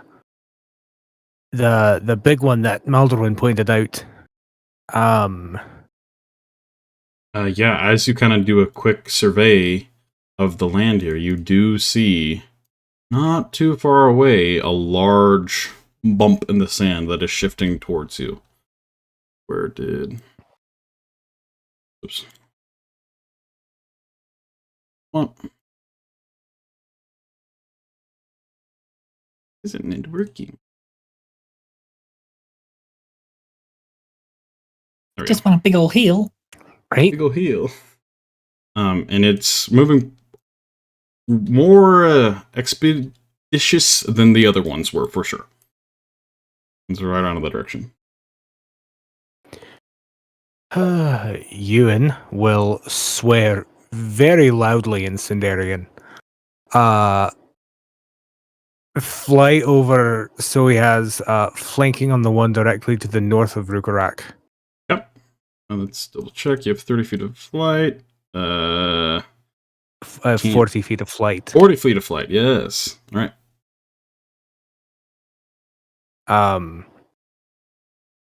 No, the one directly the directly square north. above him, not Okay. the catty corner one yet. Because my plan is to turn my head and just kind of barely miss him as I catch all three in a cone of flame. Alrighty. So, Euan basically is going to fly up, land, taking a deep breath, and exhale a gout flame across all three of them. Alrighty. I need to make checks here.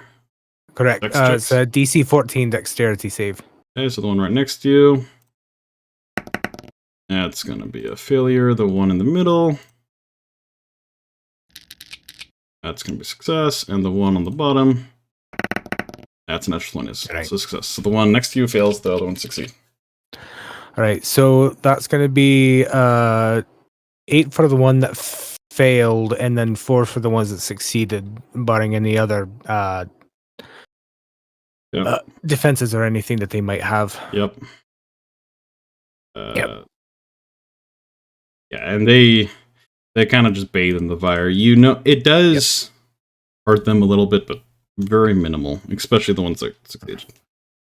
Right, it's more to get their attention on me instead of the squishy than anything else. And then he is going to use his second attack on the one that he has the flanking bonus on. Yep. Which is going to be this one here. Nope, that's a Oh third my natural goodness. one on combat. I am Rhukkarrak today. Oh no. I went to save him, he passed his luck. It's the thanks I get. Oh no. But I will still using that momentum, I will bring the bonus action around to try to hit with it. Okay. As well. It's going to be an 11, so it's not going to 11 hit. does not hit now. Yep. All right. And then we'll just reiterate to Ruka, we need to run. Right. It is Gromthar. Gromthar turn. This one crests it there. And then you watch as they slide down the dunes, they kind of pull in their little, or not so little, but feet, and just kind of shell slide down the dunes there. Nice. This one runs up Oh, there. yes, and by the way, Wait, the maybe. Shield of Fate is gonna look like sunglasses. Incredible. Brother just got the sunglasses on. I mean, Almore glasses. There you go. Alright. Right up there. Can't quite get that far. Yeah, I can get right about there because it doesn't start. Alright. That's Gronthar's turn. They're getting pretty close to the rock formation there. Alright, we then move over to Rhukkarrak, it is your turn. You are surrounded by bullets and a very angry Drakthir. The Drakthir is probably more dangerous than the bullets. But what are you doing? Yeah. The DM gets it. He is going to disengage Yep.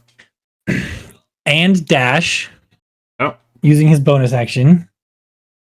And he is actually going to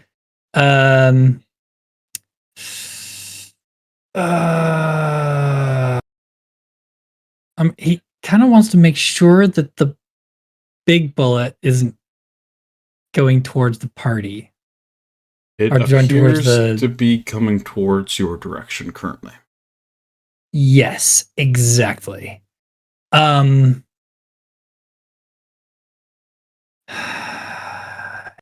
Okay.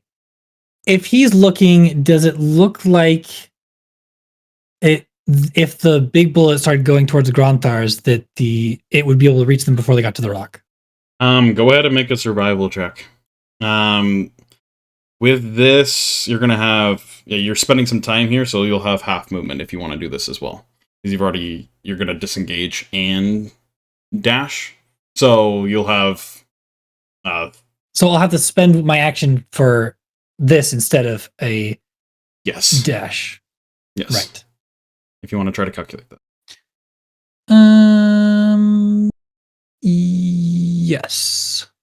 Because it's really down to what direction he runs. 21. It will be close. The big bullet is moving much quicker than these other ones, but the Gronthar are just cresting that final hill towards that, so they'll have that extra movement of sliding down. You don't think, unless it goes directly there on its turn, that it will reach them by the time they reach the rock. Okay, so he's going to do one more turn of drawing him away. So he's just going to go straight to the right, down the dune, with his movement. So 30, that's 15. Other right. Down here? Okay, right. Yeah, he's running away from the bullet. He's running away from the bullet, but not going towards the party is 15 the point. There, then like all the way down there with 15 feet. Excellent. As you kind of just rush past in a very quick maneuver from that bullet and rush on down. All right, with that, Maldorwen, it is your turn. All right. So I think I'm just gonna hop down and run the rest of the way to the crest of the dune. I'm gonna run like next to Cordron. Yep. So So you to can the get like left? right over there. We'll say right there with your 25. Okay, perfect. And then I'm just gonna keep yelling, so I'm gonna do that with my bonus action. Sorath. And with my action, I'm gonna prepare a shot. Okay. If the bullet comes in range with my crossbow, and 11 on the handling. Okay. That's gonna be it for me. Alrighty. Then it is the Boulette's turn here.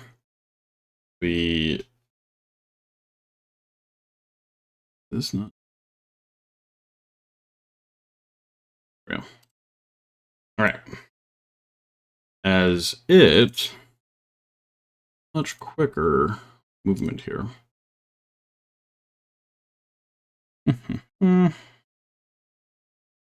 Yeah. It is going to burrow all the way up over there. And then... Yep. It is going to use an action as a dash to continue to burrow. And then it will use a bonus action to leap out of the sands there. As you watch the sand just very quickly start to shift in your direction, Euan. This, what you can only assume is a massive creature causing the wake of the parting sand. As you assumed right, it breaks free from the dunes there, this very large, much bigger than these other creatures as it roars out. And is basically going to jump on you, more or less. I need you to make not the right thing. Check here. A dexterity saving throw, DC 15.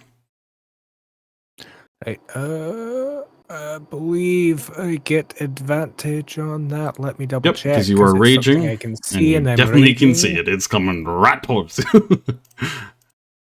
Yeah. No, I just rolled that at disadvantage, not advantage. I got it. So the 15 plus, what's your dex mod? -1, so Oh, 14. so that is a failure in this case then. As it squishes you. Whoop, oh, hello. No, one down. There we go. Goodness gracious.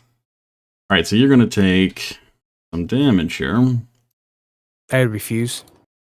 You are knocked prone, and you're going to take 3d12. Oh, dear gods.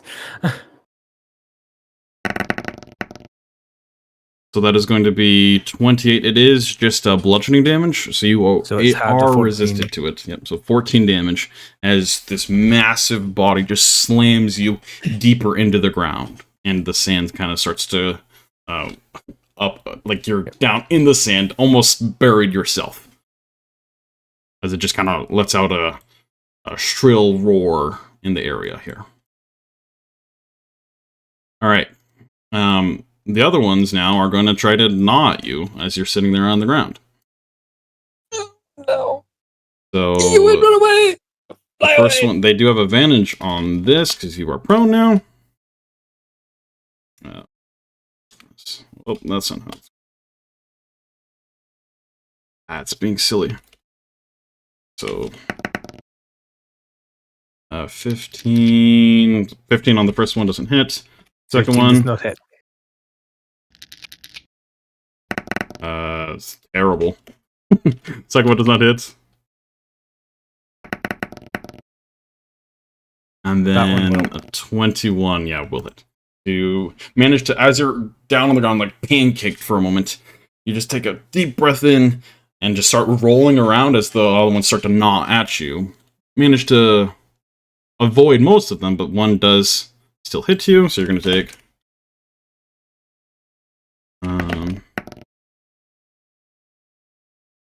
wow, a 10. So that's 13 reduced to 6 points of piercing damage, and then 1 point, so 7 more points of damage. Cool. Very well. Alright. We are now over to Orwin.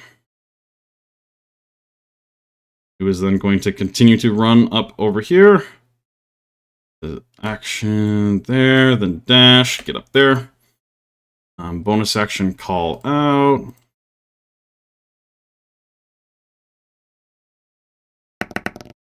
Oh, natural 20. Very nice. Okay. So as he calls out, the Grunthar do move another 10 feet forward. Whee. This one just moves a little bit. Still struggling. Right, cresting the ridge here. And then this one gets to move a full 10 feet. All right. That is Orwin's turn. Forward one is just going to start to look over to you, Maldorwen, and say, "Will he be all right?" Kind of motioning towards Euan. I'm not sure. I'm a bit worried right now. You just kind of Like, solemnly. I don't think I can see that far, but I You guess can I hear. kind of make it out. So it's not complete darkness here. There is still some light from like the lunar that is still kind of visible, but shaded in clouds. It isn't like pitch black here, but you are more visible in your dark vision range. You can kind of make out the thing there. You don't really see Euan though. You just see a whole bunch of boulette. And so yeah, you're from this distance as well. So I'll tell them, is there a way you can help me move faster? I can help if I can get there. I unfortunately can only assist myself in that way.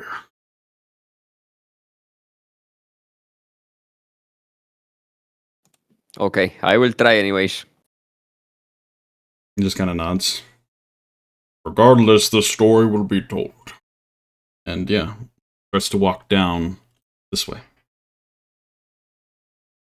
Alright, with that, Asja, it is your turn. Ooh. All right. She looks behind her and sees that the Gronthars have crested this, but now she looks back and. All right.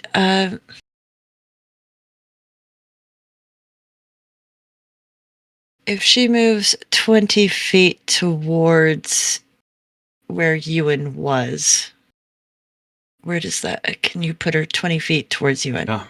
If you don't stay away from the dunes, you can get like right down there. Okay. Now, how far? Sorry, I'm asking for spell purposes. How far away from them is she? Because she will adjust if she needs to. Around, from Euan himself, around 65. Okay. 5 more feet towards them, please. Yep. Whew. All right. Well, normally I only roll a 1 or a 2, but hey, bring it on. Okay, we're going to Eldritch Blast. She's gonna go with the little ones. Okay. And she's gonna try and ping off some of the little ones. That's a really good call. That's a 21. 21 definitely hits. Oh my god, she rolled something other than a 2. She rolled a 9. He really loves Nice. Euan. She's That one's definitely all right, so worse for wears. yeah. Do you get a second hit by this level, or No, am I no, wrong? Yeah, because I yeah. multi-classed. No, because I No. multi-classed. No, it doesn't matter. Oh. It doesn't matter? It's a Oh, okay. Yeah, it's a because cantrip. It goes off your Okay, total so level. Mhm. all right. You get bring another in- array. Okay, Pew, do I have to pew. roll? Yeah, you roll again to hit. I attack again. Okay, Yep. Yeah, for Eldritch Blast, yes. 16. 16 There is you the go. Just AC. No, that's the Just AC. miss. That is the AC. Yeah, Yay! 16 is the AC.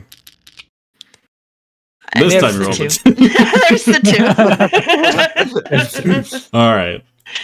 All right, cool. No, I didn't know that. Thank you. Sorry, I thought it was. I had to be the 5 warlock before that happened. So Nope. So yeah, as you coalesce 2 rays of light out towards the boulette, it impacts and kind of whimpers a little bit, looking very hurt, close to death. But the 4 of them there are definitely a lot for you. Anything else for you, Asja? no, I think she's gonna stay there because that's a safe enough distance. She can still pew pew, but not get chomped herself. Okay. So I think that's All right, Euan. no. She's okay. Sorry. Go ahead. Her one thing to kind of yell out. She's gonna try and yell as loud as she can. He might not hear her, but she's gonna yell out, to Euan, "I'm here. I've got you." Okay. And that's gonna be her action. Just go ahead and roll a charisma check for me, just for the fun of it. Oh, goody. Okay. Let's see, in this high intensity moment. 20. Yeah, Dirty You 20. you definitely. It's full on chaos as you're being squished by one giant boulette and being nipped at by 3 other, but you do hear very clearly the voice of your good friend, good family at this point, Asja, ring out in your ears. It is your turn now. What would you like to do? So hearing Asja, he unleashes just this low, sinister, like growl of resolve up at the bullet that's sitting on him right now. Now, I am assuming I am just knocked prone and not actually like grappled or restrained or anything. Correct. You're just knocked prone currently. All right. So I will use half my movement to stand up Yep. Kind of for flavor, kind of muscling my way through the large beasties that are trying to have me for their dinner. Mhm. And then I will use my action to disengage and fly 20 feet straight up. All right. As you stand up, pushing them off to the side as they try to grip out at you, you then take a leap of faith in this moment as your wings then batter you up towards the sky above. Yeah. Move. What have you done? There we go. And then for bonus action, I will just use it to keep my rage persisting. Okay. All right. With that, then we move on to the Grandhar's turn. More or less are gonna get to safety with everything. Can dash all the way up there now. Getting past that final hurdle of a dune. It's only 10 feet. Go total of 50 feet. There. Grandhar. It's that one's 15. We'll just get like right next to the other one.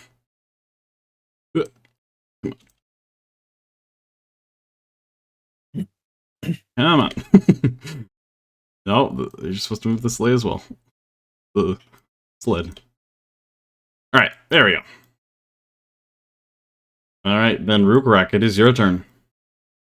Okay, seeing Euan pop up above the sand dune there as he was expecting, he is just going to go full speed demon straight north. What is your he's movement? going to use his action, bonus action to dash. Okay, So it's going to be 90 feet. Okay, so if you go straight, the best way would probably to be run up here first. Use 50. And then you can run along the dunes here, because that would be 25 to get like down there. That's 75. And then you can go just directly there with another 25. Yeah. No, that would be 100. Yeah. There we go. You rush on up there. Alright. That is Rukka's turn. Maldorwen, it is your turn. You do see Euan flying above the bullets currently. You do know, dealing with bullets in the past, that they can jump quite the distance, though. Okay. So,